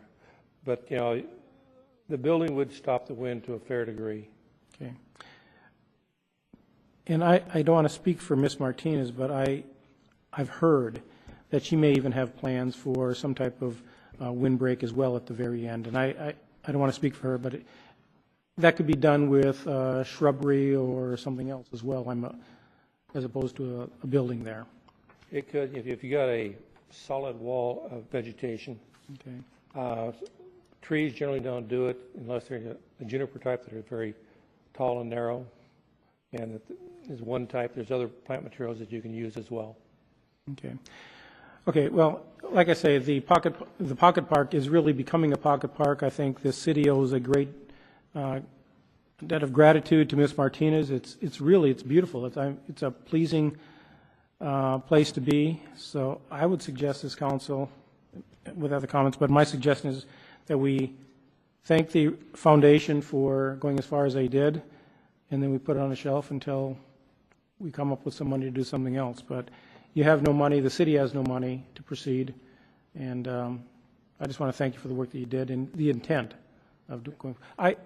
Not that it wouldn't be where it is right now, but with your efforts, with other efforts, especially Ms. Martinez, it is a big improvement in our downtown area. So thank you. Councilmember Costa. Thank you, Marilyn. Maybe you can clarify, was there not an issue with a fountain on this property, that in order to utilize it as a city park, there had to be a dedicated fountain to the family who donated the property? Was that correct? Correct, and Jan Martinez has worked with the family that owned the property, and I believe that the person who donated the property has seen what is there, and I'm just going on second, third-hand information, but has seen that fountain, and may or may not have been happy with it, I don't know, but at least the person has seen what's there. Okay, thank you for clarifying. So I think that Councilmember Lingle, I hadn't heard what you had heard. I heard that actually she had completed what she was going to do, and that again is second and third hand information. So I would like a little bit more information, possibly from Ms. Martinez herself, in regards to the fountain and the status of the project in her eyes. Wait, guys, don't go away. One more question. So I understand. I got this, and I was really surprised to get it. I thought we weren't at the place we were, and you've clarified that. But I'm curious is if you'd still be interested in doing something a little more simple and affordable, because I do think that we desperately need a windbreak right there. So maybe that could be the one thing that we focus on for a very small, very affordable project, and maybe possibly even work with Ms. Martinez. Is that something that your organization would entertain? Simple and affordable in this process is not an operative term because of the process that we have to go through to get what we're doing approved as opposed to what Ms. Martinez is doing. Her project was approved at a much lower level and is much less formal than our process has been. So whatever we do is going to be under the scrutiny of not only the MOU, but we're going to have to also go through all of the engineering submittals and all of the approvals and returns and resubmittals, and there's cost associated with that. And to put it bluntly, we have this much money available to us. City Attorney, based on maybe the premise of it being a park improvement and not a separate project, is there any way for us to work around that with this organization, or do you feel that it would have to be something done at the staff level? Are we talking about a structure or landscaping? I mean, in my mind's eye, for some reason, although it seems very plain, I'm thinking of, maybe like a brick wall with a mural on it, or possibly foliage of some sort. It could be either or. So I don't know if I want to buy even into the idea of a structure or a bathroom. Let me speak to the concept of a wall. Any wall there of any height to block the wind is going to have to be engineered because of the sheer height it will take to do it. And it's like a cantilevered beam, except for it's vertical to withstand the wind loading. And it would be a substantial amount of strength in that wall to make it viable. So therein lies my question, is that wondering if that could be classified as a park improvement instead of its own separate project, or not, since it's a completely new structure or wall. It would be my recommendation that if a thing, I don't want to call it a structure because I don't know if that's a loaded word or not, if there's going to be something constructed on the site that's physical, and because it's a public park and a public project, then my recommendation would be that it go through the engineering building process, and that there be some agreement between the entity constructing that and the city, so we're sure who's responsible for doing what, and it's clearly written down. And because it's a public property, the council should be involved in deciding whether or not to go forward with the thing that's being suggested and approve the agreement. And going back to the idea of an improvement versus a new project, the reason I was thinking for myself is if the city staff would be able to use the park impact fees because it's already a pre-existing park, or that would be to build something, a new park. If you're talking about the park in lieu fees, the Quimby fees, those can be used for capital improvements. And this would be considered a capital improvement. This meaning a structure put on that site could be considered a capital improvement. And you could, as a council, decide to use those funds for that kind of an improvement. So I don't want to lose this idea. That's kind of what I'm going for here. I would hate to just shelve this and say, that was at one point and we're ignoring it. And I don't want to take you folks out of the picture because of the work that you've done. So I don't know what the next step is. I'm just trying to bring forward possibly new ideas to see. If I could just add, another consideration that you have to think about is if public money goes into it, then we have to pay prevailing wages. It will no longer be a volunteer project, which is what this was going to be. It isn't simple, is it? No. Well, in all fairness, no, it's not, and it's not for a reason. If a wall were constructed or any object were constructed there is a liability that the city would incur if the thing fell over and squashed somebody. So, from that standpoint, you absolutely want to make sure that your stuff is bulletproof, that you're not just going to throw something up there and hope it stands up in the wind. Now, would we be interested in taking public funds? No, we would not. Councilmember Starbuck. One of the things that I have a curiosity about, and we brought it up, is a public bathroom in downtown. We're talking about downtown vitality, increasing pedestrian traffic, get people out down there. Public bathroom is one of the things that's lacking because there is none downtown. Do you feel that it might be more feasible to put a bathroom at Centennial Park as to start one at the Pocket Park? Sure. Is the location better access? I've heard people talk of it. I just don't know anything about it. It's in the same neighborhood, but I would suggest to you that you already have public bathrooms that aren't being maintained very well and that will have to have substantial rework to them in the parks. I think at Ryan Park there's a very significant project to repair those restrooms. So I guess Councilmember Martiner asked a long time ago, how are we going to come up with the money to maintain this? Well, the more things you build, the more things you got to maintain. That would be my comment as a taxpayer. If we build it, we got to build in a budget to maintain it. But yeah, it's in the same neighborhood. Councilmember Martiner. Thank you, Mr. Mayor.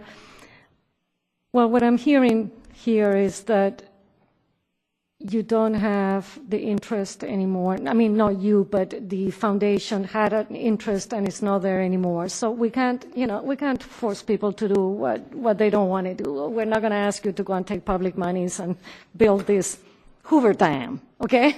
So I also heard from Ms. Martinez, which I actually happened to see her today, and she said, I heard that the Pocket Park is on the agenda. And her comment was, but it's done, isn't it? Now, I cannot speak for her, but that was her comment, I'm done. She told me that she's done, okay? So listening to both parties that have been involved in the Pocket Park, this foundation and Ms. Martinez, and both parties are kind of saying we're done, I don't think that we need to pull anything here. I mean, there is not much else that we can do. There were some crazy ideas. The mayor talked, 2 years ago, that he wanted to build 14 stalls, for the buses, and and all of this, the reality of today is just not there. I don't see the buses coming in and the need for 14 toilets in Pocket Park, let alone the maintenance of the 14 toilets. Yeah, just to qualify my level of interest was a lot higher when it was a vacant lot and it had been sitting there just a pile of rocks for years. But my interest waned whenever it began to be improved, and now it's down to, well, gee, that looks pretty good over there now. What's there? So, yeah, interest is relative. Councilmember Costa? Oh, I'm sorry. Have we taken public comment yet? Nope. Okay. Are we done? So, no, couldn't be that easy. So I guess the learning lesson for this from my standpoint is if you have a good idea and it gets drug along for about 3 years, people lose interest. Would you say that might be a fair statement? And the economy of 2008, or actually I think it started in 2007, is different from the economy of 2012. So those two issues. So the one takeaway from this, from my standpoint, is if someone comes forward with another project, we need to figure out how to get it through the process an awful lot quicker. Yes, the process could stand some improvement. I think you need to have two processes. One is for projects like Barkin Park and the current Pocket Park down there, which involve no structural construction, and another process for something where a foundation or somebody comes along and wants to build a building on city property. I think those are two distinct and separate processes, and maybe you could spend some time trying to figure out what those processes might be and what the path through city government is for each of those. I mean, that might be helpful. The second thing you might want to think about is volunteers, when they're asked to submit sets of plans, those plans cost money. And currently there's 15 copies of these things that are required to be submitted whenever you submit a project. So you might want to go back and look, are 15 copies really necessary? Would 7 or 8 do? Because that would then reduce the cost of submittal for these volunteer projects. So there are some process improvements that could be made, yes. Okay. All right. Thank you. Now we're done. Okay. Don't go away. You might come back.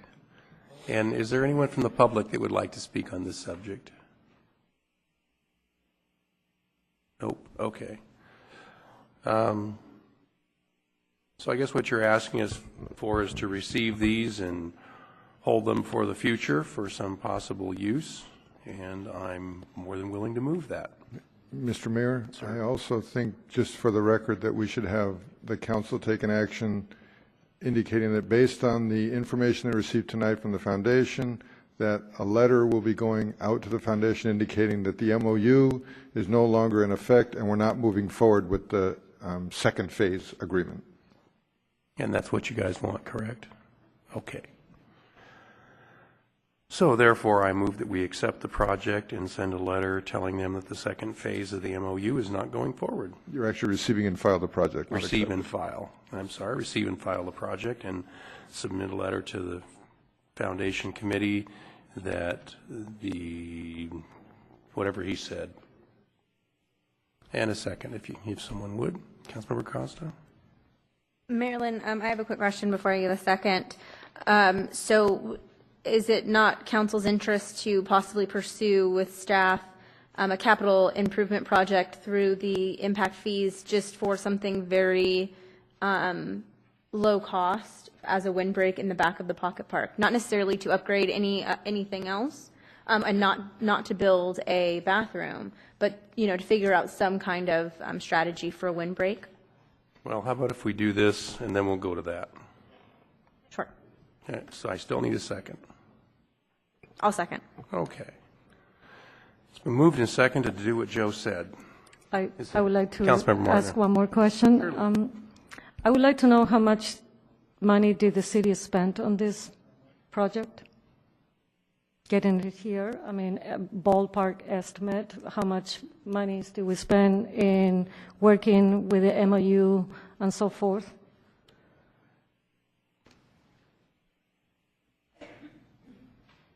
I would say my time thinking over the couple of years, 40 hours, maybe 50 hours at, $160 an hour. So there's that amount. And then there's staff time. So. Thank you. Okay, any other discussion? Okay, can we vote, please? And that passes 5-0. Marilyn, I want to go back and request that staff request some information from Ms. Martinez to confirm about the fountain issue, because I don't want that to be outstanding as well, because that property was donated to the city. And I want to be sure that if that upgrade needs to take place, we can do that as well in the same project as looking at the possibility for a capital improvement of a windbreak in the back of that park as well. Okay, I could speak to the fountain. I had several conversations with Mr. Negus with regard to the property, and actually his number one concern is that there a plaque be placed there indicating who it was donated by, the Negus family, and I'd have to go look in the file, but I think it was founding families of the valley was the phrase he used, but I would have to look before I could tell you that. Because I had quite a conversation with him back in 2008 when we started down this road, or 2000, might have been 2007. It was a long time ago. Understood. And I think that can actually be part of that same project, the fountain and the windbreak in one project. So I would like staff to gain more information from those folks, from Jan Martinez, and also look at the possibility of using the impact fees for a very low-cost project to feel like we are completely done with the pocket park. If I may, Ms. Ray, and the project would be, it'd be the city doing the project. The city project, correct. And I think Mr. Schuler mentioned that there might be a type of tree planting that would do that too, that could be a viable alternative that would be substantially less expensive. So would you be good with the staff looking at that as an alternative? Any alternative, really. Okay. Right. Okay, so to sum up, we're going to talk to Ms. Martinez and see where she's at with the project. We're going to verify with Mr. Negus what would satisfy him with regard to the donation, and then we're going to come back with some alternatives with regard to a windbreak. And that windbreak would need to be across the back of the property and then down the north side of the property. Okay.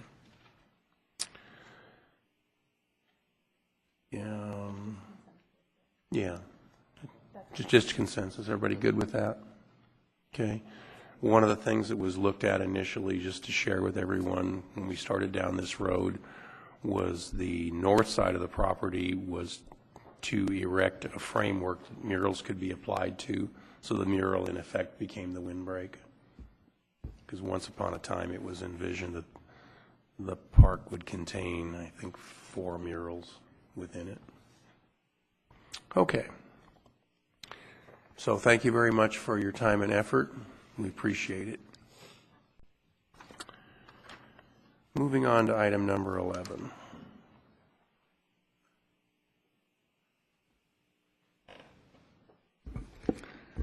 Thank you, Mr. Mayor, council members.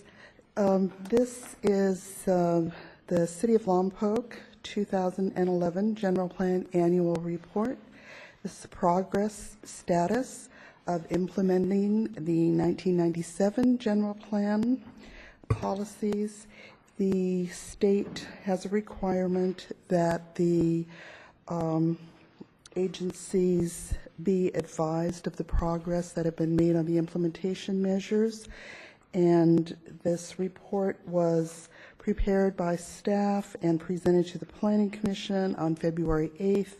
The Planning Commission accepted the report and recommended that it move forward to council, and we are requesting council to accept the report and to direct the staff to file this report with the State Office of Planning and Research and the State Department of Housing and Community Development. And I'm available for any questions. I have one question. I was looking at page page. Table 5. Regional housing needs allocation process.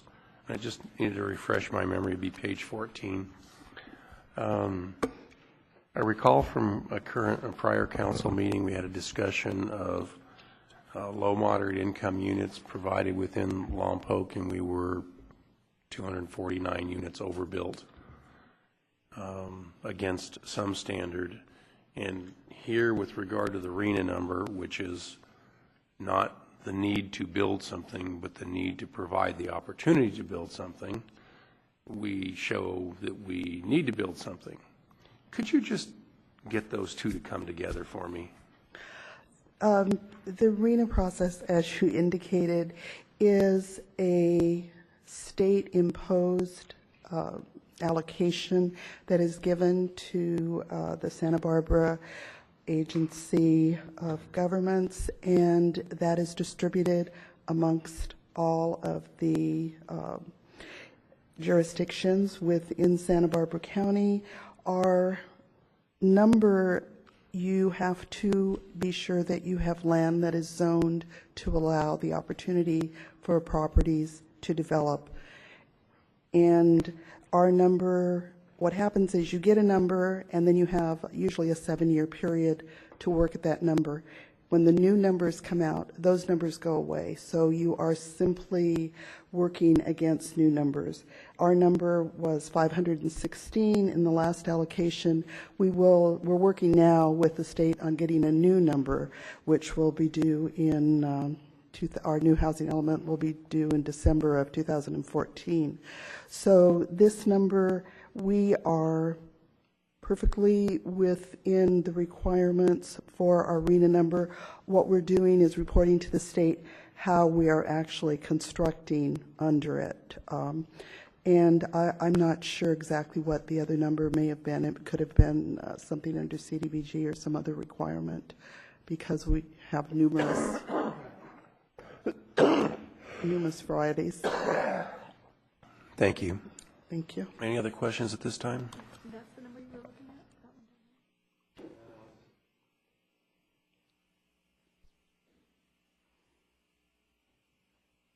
I don't know if it was, it might have been an RDA report. I don't even remember. There are so many to choose from. There's a number of them. Councilmember Costa. Thank you, Marilyn. When I was first reading this, I realized the information was outdated, and then I realized it was because it's the 2011 annual report.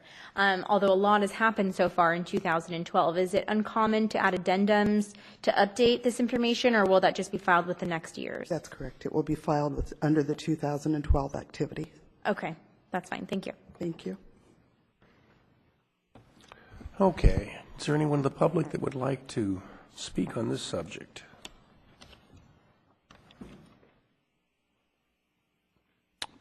Honorable Mayor, council members, I just want to expand a little bit.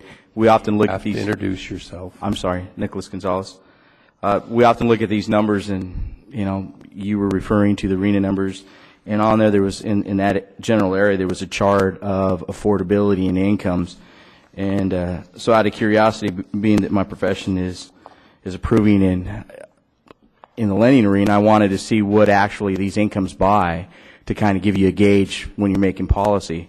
So what I did is I made a quick spreadsheet of the income table on page 12 that shows, given standard open market qualifications, what those income levels will purchase in regard to housing for those income levels. It's just something to look at.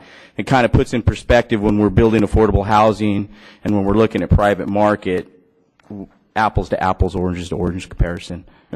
It was a little bit insightful for me. So, and basically the way that reads is, you'll look, I put I just duplicated the chart, and it has the household size, the 3 income levels, whether it was very low, lower income, or moderate, the annual income, the gross income. And then I stuck to what the general standard is, that a typical household should not expend more than approximately 31% of their gross monthly income on housing. extrapolated out generally the percentages of what would be allocated to principal and interest on a 30-year mortgage at 4% and what would be allocated to taxes, insurance, and mortgage insurance, and I calculated what a maximum loan would be for that, then with the traditional down payment like on an FHA 3%, and then gave you what a purchase price would be. So it kind of helps you to understand what those income levels do for our community members here in town. Thank you. Nick, what's a condo go for nowadays? Is it $85,287.62? They're all over the board, but there have been, from 60 to 90,000 is probably the market today. But you're looking at a much different loan, of course, for a condo than you would be for a home. So this is numbers for homes. That's just qualification. So it's just maximum loan amount. And there are different standards that deal with association and how many occupants versus rentals, and there's a whole other slew. But what this gives you a general idea is what the purchase power is of our residents earning these incomes and how it compares to what the market is. Thank you. Councilmember Martner? I have a general question. Does anybody know what the median housing price in Lompoc is?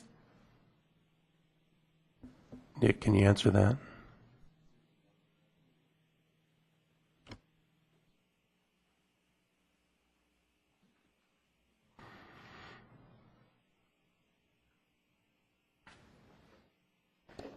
It was in the high 190s, low 200s, but it's changed dramatically in this current market.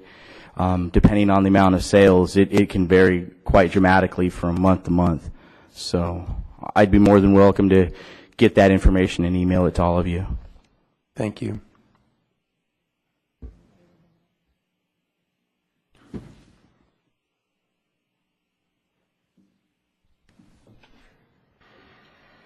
Carol Benham, Lompoc resident.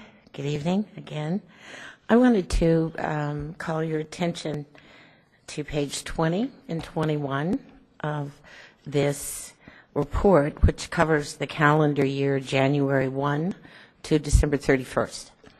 I would just direct your attention to the information for the Bridge House and Marks House and ask you to note that that information is very much out of date. The numbers being reported go back to 2009. The staff is correctly pointing out that the numbers go backward, but there's a number of other statements here that are not correct. I would ask that the council ask this to be updated. This is kind of like airbrushing reality, and I think we've had enough airbrushing of reality for LHCDC. For instance, we know that for a significant chunk of 2011, Bridge House was not providing hot meals. We know that their case management services were really not in place. And when the county released information on bed nights and number of individuals served for the homeless shelters throughout the county, it very correctly stated in its public documents that there was no information available from LHCDC for 2011. Perhaps the city could just state that honestly. And then on another subject, I wanted to let you know that I've let both your city administrator and your legal counsel know that the minutes for the February 21st Board of Supervisors meeting have been approved and they are available on the web. I really only checked those minutes to see whether or not the motion to conduct a forensic audit specified county funds. I wanted to double check that, and it did. But there's no question that that motion was approved 4-0 with Supervisor Gray needing to recuse herself. Thank you. Thank you. Anyone else? Okay. Let's come back and Lucille, could you address a couple of these concerns with regard to the Bridge House and the Marks House and what the source of the information is, please? The information was provided by city staff, the CDBG manager and the RDA manager give us the information on the Bridge House and the Marks House because the Human Services Commission does fund it and they have the most updated information. I can certainly go back and see if we can provide anything more current for 2011 and amend that. I'm sorry, who was first? I don't know. Councilmember Mortner. Thank you, Mr. Mayor. I would like to reaffirm that perhaps there is an amendment that needs to be made. I would hate to see that there is one public document out there from the county that states that there was no information available, and then have a city document that states some number that has not been updated. So we need a consistency between those two public reports. Absolutely. We'll definitely find the correct information and amend this section and provide that information to the council. Thank you. Let me ask a question. Are we near a deadline on this, or if we? We are. April 1st is when we're supposed to file it. So you could bring this back to us next meeting and we could finish it? Yes, on we can. Agenda. Yeah. Well, no, because we're going to need to look at the changes that were made and make sure everybody's good with them. Yeah, if not, then you pull it from the consent, right? No, I think we bring it back as an item, just so people can talk about it if they want to. You're next. Councilmember Costa. Thank you, Marilyn. Thank you, Ms. Benham. I said the information was outdated, and then I lost my train of thought, and so I'm glad you caught me, because I knew that there was something that was mismatching, so I'm glad you brought that up. Thank you very much.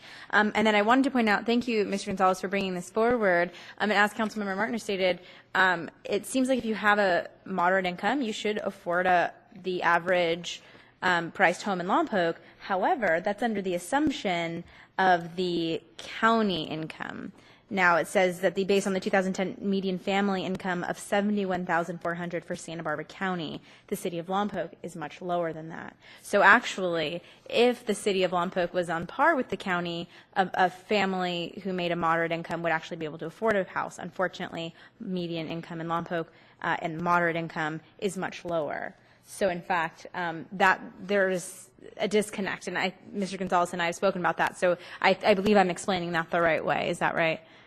So I think, unfortunately, though, for the sake of this report, Ms. Breeze, there's really nothing we can do to address that issue. Is there? I mean, I don't know if that would even assist us in this process. Maybe that's a larger thing, this larger conceptual thing, but I think it needs to be brought to light, and I don't know how to address that, and that, the county median income is much higher than the city of Lompoc median income, and so there really is a disconnect when we're talking about low-income housing and the need for low-income housing and really what that number means. I don't know when or where to address that, but I'm glad that it got brought up.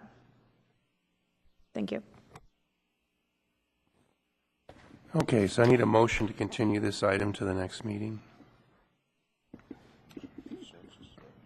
No, do I need a motion, or do we need consensus? You don't need a motion, and it'll come back to you at the next meeting, I guess. Okay, everybody nod up and down. Nod. Yep. Okay.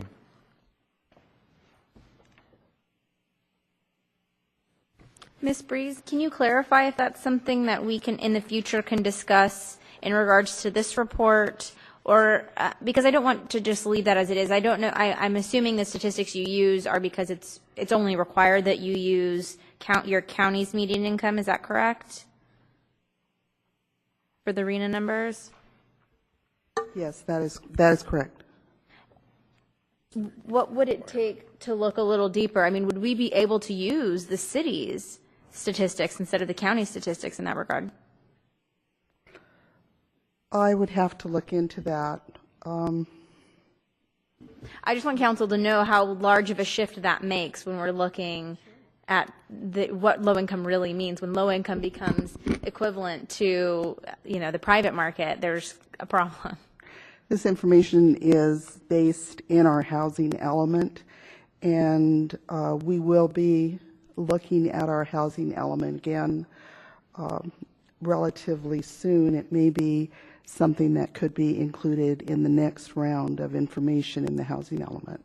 Please, I would request that, please. Thank you. Okay.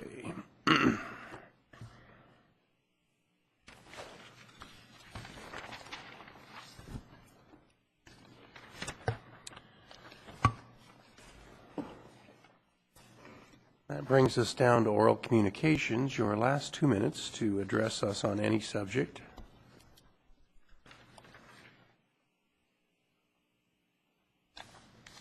Mr. Mayor, we also have number 7 of the consent. We have to go back to.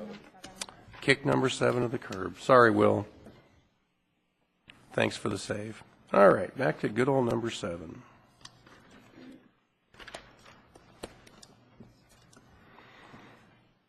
And Councilmember Martin, you requested this? Yeah, thank you, Mr. Mayor. I will be voting against this schedule, and I will state why. I think the best way to describe it is ludicrous. We're talking about trying to get a tremendous amount of work done in a very short amount of time, where no council members or members of the public are going to have a chance to actually prepare or even comprehend what is being put in front of them. So just for the record, I'd like to state that this is being rushed through for special interest purposes, and I do not agree with it. Thank you, Councilmember Costa. Thank you, Marilyn. I had a concern about the first schedule, draft timeline alternative 1. I requested that we not meet every Tuesday of the month, and in fact that happens 3 times in the month of April, the month of August, and the month of October. Not to mention that puts us at about 7 consecutive Tuesdays in a row in multiple instances, which is going to be proved to be very difficult. So I don't know if it's anything council is concerned with. I know it's a concern of mine. It may just be that we're going to have, some folks are going to have to miss, and that's just part of the reality of our schedules. But I was concerned by that and didn't know if there was any solution. I mean, we kind of beat the heck out of this thing, so. Yeah, I see that problem, but remembering that we have both telephone and video remote testimony for someone who will be out of the area. I think actually the staff did a pretty good job on draft timeline alternate 1 to bring all of the things that we asked to be done together. No, there's a great deal of effort involved in this. However, having spent a lot of time studying it, I think you'll find that as we go forward, some of the items are not really very complicated, and the issues that need to be addressed are very small. So as an example, with regard to the residential, the identified issues have to do with whether or not we want 3-story buildings in the R3 zone, as we have with home base on G, whether we should change our ordinance and eliminate 75-foot lot widths, because there aren't a lot of 75-foot lots, and therefore everything becomes a conditional use, and a decision with regard to properties that have been improved at some point in time, but city records are incomplete, and they now find themselves with a property that has been traditionally occupied and now for one reason or another can't be occupied. And then the last issue would be with regard to the 250 parcels that were recommended for downzoning on both the north and central areas with regard to the 1997 general plan. So the issues with that are fairly limited.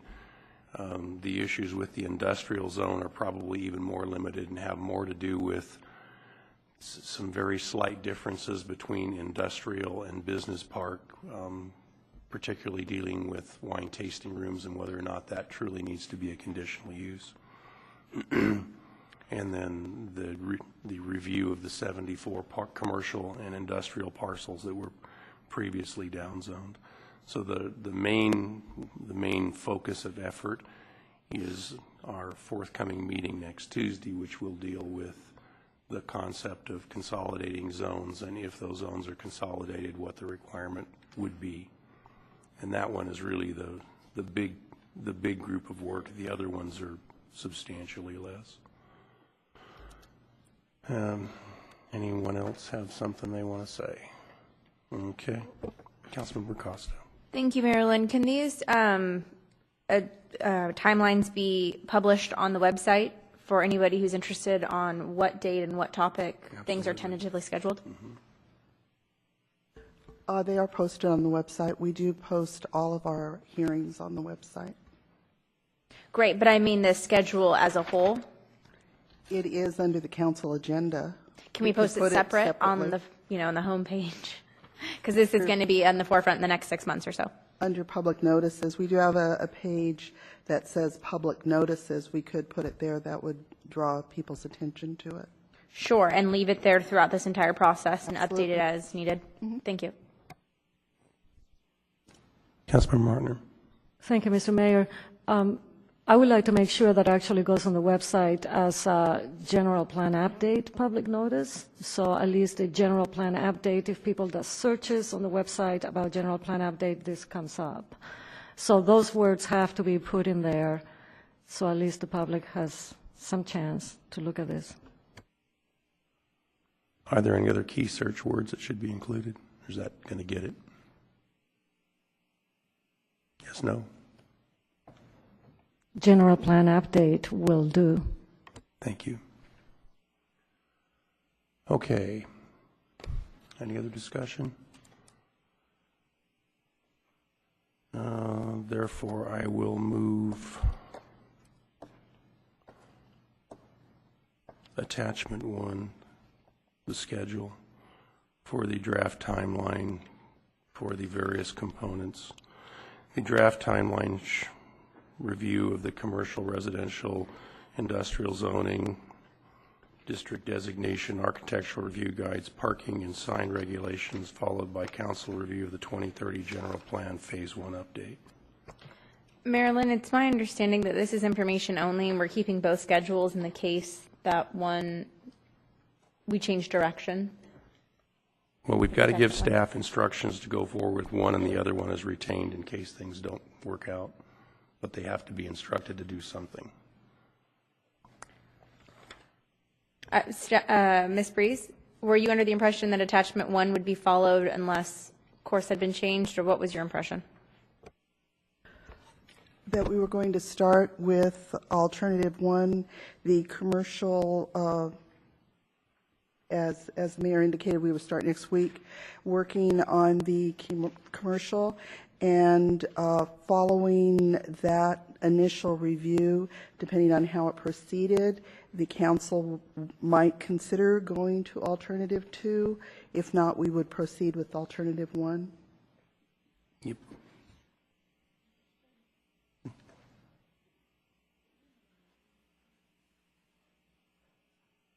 I don't know. Do we need to move it, or are we done with it? I don't think normally normally it's on the consent calendar. Normally we approve the consent calendar, so logic says we would approve the city attorney. I think the staff report is clear enough, but you may want to just have the motion be that you're approving the draft timeline for the code amendment, zoning amendments we're doing, starting with alternative 1, and it may morph into alternative 2, but that would be a future decision for you to make. I move what he said. It's an easy way out. And a second. Okay. It's been moved and seconded what Joe said. Any other discussion? And that passes 4-1.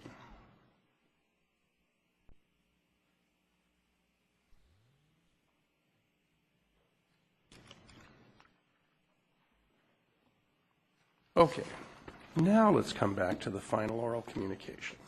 Sorry about that, Will. Come on down.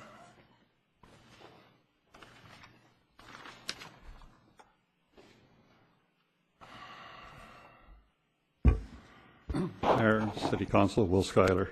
Actually, one of the items I come down is, were you going to go back to number 7 or not? So I was interested in the timeline on it, and if you were going to pick, Amendment 1, 2, or 3, so I could start filling in dates in my calendar. The second item, thinking back of the agreement we had with the Niggis family when they donated their half of that lot to the city for a park, there was a trigger in there of a plaque or something acknowledging the family and a fountain of some type. There was enough support at that time from the council to do it that the adjacent piece of property was bought, paid for, and with the idea of developing that into a park. So I hope that that dream still will come through, because in all honesty, when I shook Mr. Niggis's hand and we made the original agreement, I said, this is what we'd like to see happen. And he said, yeah, I want to be a part of that too. So we did pass on it as a body. So if that plan does change or something, it needs to come back to this body again, and maybe at least Mr. Niggis, their family, be contacted and see, because if nothing happens as far as his wishes, then I don't think we've fulfilled our end of the deal with him. Thank you very much. Thank you. Is there anyone else? Okay. And we'll come to council requests, comments, and meeting reports. I do. I have a request that came in today from the Lompoc Unified School District. This is a request for support, and I didn't make a million copies, so I'm going to read it in. And they called me with regard to this, and I suggested that they send this email so that I could present it to the council this evening because of the short time frame. And it says, as per our conversation, the Lompoc Unified School District would appreciate a letter of support from the City of Lompoc to be included in our application for a California Energy Commission grant to help fund the construction costs of the Lompoc Unified School District compressed natural gas station upgrade. The CESC is seeking to fund projects that establish infrastructure necessary to store, distribute, and dispense alternative transportation fuels. The grant application is due March 21st. Several businesses have contacted Francis Lamone's Lompoc Unified District Transportation Manager regarding a public CNG station. The local businesses are the Southern California Gas Company, Lompoc Honda, Sunset Chevrolet. Additionally, Darren Morrell of That's a Wrap Supply is looking to relocate in Lompoc if there's a CNG station to support his fleet of CNG vehicles. This grant would allow the Lompoc Unified School District to build a CNG station that would serve both Lompoc Unified School District transportation vehicles as well as others, as well as offering CNG for sale to the public. I hope to have more information soon on this exciting opportunity. And is George still out there? He ran away. Okay, he could probably. The idea behind it is to provide basically a filling station for CNG. At today's rates, CNG is currently equivalent to 80 cents a gallon in gasoline, so it's a tremendously inexpensive fuel. And the other thing about it is CNG is regulated by the Public Utilities Commission, unlike liquefied natural gas or LNG, which is market driven. So as long as the gas is inexpensive coming into your house, it'll be inexpensive going into your car. And I think the number we were quoted at the Northern California Power Agency is there's now currently 200 years worth of supply and available. And so, I think, if I recall from the paper, there was also a push from the president to start conversion to using CNG for a lot of commercial fleets and substitute for diesel. There will be a CNG retrofit engine available second quarter next year that delivers 400 horsepower, which is basically what a diesel engine delivers. So all of these things are in the near term, and this would be a big step in that direction. Councilmember Costa. Thank you, Marilyn. City Administrator, you may or may not know this. Doesn't the city have an application in with the CEC for something? The California Energy Commission? Or was that part of the grant project that we received for these out here? Councilmember Costa, I would have to look into that to get back to you to advise you. Right, because I'd be curious if we were competing in any way. No, we didn't apply for this. We applied for the electric vehicle deal. So we wouldn't be interested in applying for this for any of our diesel vehicles? We don't have any, I'm sorry, we don't have any vehicles in our fleet currently using CNG. We had some vehicles, and I'm going to say it was 03, but those were a hybrid. They were a diesel vehicle. It was also equipped to run on CNG, and those early vehicles didn't prove to be very effective. When I mentioned this the other day, Larry Bean said, "Yeah, I remember those buses. There was one day that the only bus running in the city fleet was the Parks and Rec bus and the vans because all the CNG vehicles were down." So we don't currently have anything on CNG. Mr. Mayor, I think we need, if we're going to continue a discussion about this, what I first anticipated was you were going to be letting and I hadn't seen this till now, that you were just basically advising the council that you were going to be sending this letter on behalf of the city. If the council wants to discuss this more, we need to place it on the agenda because it wasn't an agendized item. Okay. Right, but the issue that I just had a few clarifications because I was whether or not I would actually support sending a letter or not was in relation to the answers to those questions. And if the mayor is seeking support of the council to send the letter, then we need to put it on the agenda. If the mayor, however, was just reporting that the mayor is going to be sending a letter, then all he's doing is reporting, and so we need to figure out which way we're going. I guess I wouldn't send a letter without talking to the council first, but the time frame is very short. So the opportunity would be, if we wanted to have this discussion beyond agreeing to send a letter, that we would have to put it on our agenda for next council meeting. So I guess the question is everybody comfortable with me sending a letter of support, or do we want to agendize it for next council meeting?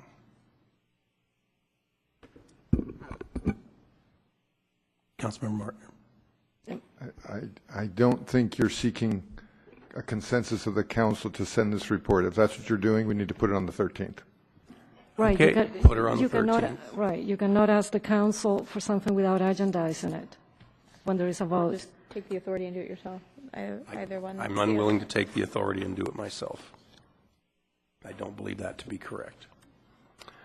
Okay. I'm not going to do it. Marilyn, you do it with other instances with other letters, like League of California Cities, things that come up for pressing legislative needs. So it's a common practice. It's just you wanted to bring this forward as a separate issue? I do things like that on behalf of the staff that makes a recommendation to me to generate a letter, and that I sign that letter on their behalf based on staff's recommendation. This doesn't have a staff recommendation. This is a request from outside the city. Council and Mayor, I'd just like to clarify what Councilmember Costa questioned. In the past, I believe it was 2009 was the last resolution, but Council did pass a resolution with certain criteria giving authority to the mayor on behalf of Council to send letters that had not previously been agendized, but it had to meet that criteria.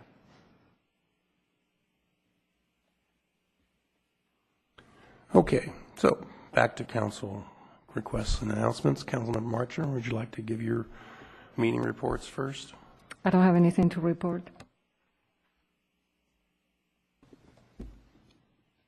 Councilmember Costa. Thank you, Marilyn. I want to expand a little bit on what Ms. Griffith mentioned about Locals Day. It is the last Sunday in March, March 25th. Though a lot of us are working very diligently. It should be a great event.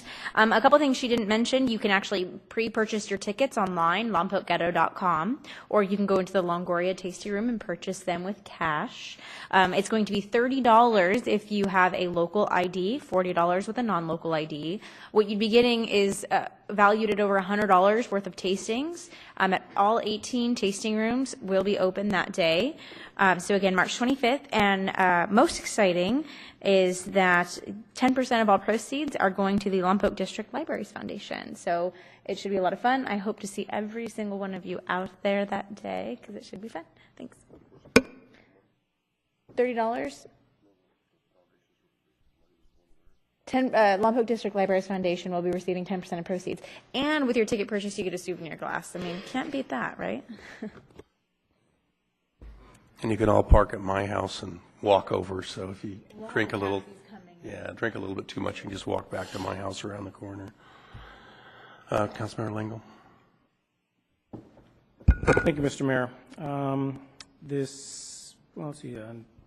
February 26th, the Rotary had their wine tasting event, and it was a very successful event, and all proceeds from that are going to restore, I'm going to say, and not repair, rebuild, to restore the stage at Ryan Park. It was a successful event, and the Rotary is looking forward to working with the city on restoring the stage. I attended a NCPA meeting on February 22nd and 23rd. The only thing that I should probably report is that the Lodi Energy plant is still on schedule, hoping to be commissioned on August 10th. This is really, it's going to be a huge event. It's the most efficient, most productive energy plant in the state of California, and we should be proud that the city of Lompoc is involved in it. So if anyone is interested in going to Lodi for that ceremony, it'd be nice to go. It's in Lodi. It's on August 10th, I believe it is. August 10th. And there was, the city paid my mileage to go, so there was a city expense on that. Just a second. Councilmember Martin, did you have a question? No, I'd just like to add regarding the Lodi plant is not only is the most efficient plant in the state of California, it is the greenest gas production plant. And I think the state of California and the city of Lompoc has to be proud of being part of one of the greenest productions of gas facilities in this country. Councilmember Starbuck. Yeah, I just wanted to kind of throw a shout out to the Economic Development Committee. Looking forward to their brief tomorrow, looking much more forward to the one on the 20th. I tell you, I've been to a few of them, and I really appreciate the effort that they put in. Okay, from my standpoint, I had 16 meetings and events I attended over the last 2 weeks. The funnest one was the founding meeting of the Disc Golf Course Committee, who was accepted last night into the Lompoc Valley Parks Recreation and Pool Foundation with a stated goal of adding 9 holes to our existing golf course and then looking out into the future at maybe building another one so that not everybody will have to come to Dirk's neighborhood to play. So, all good things. Let's see. We will be, therefore, adjourned to the Lompoc City Council meeting, the adjourned regular meeting at 7 p.m. on Tuesday, March 13th.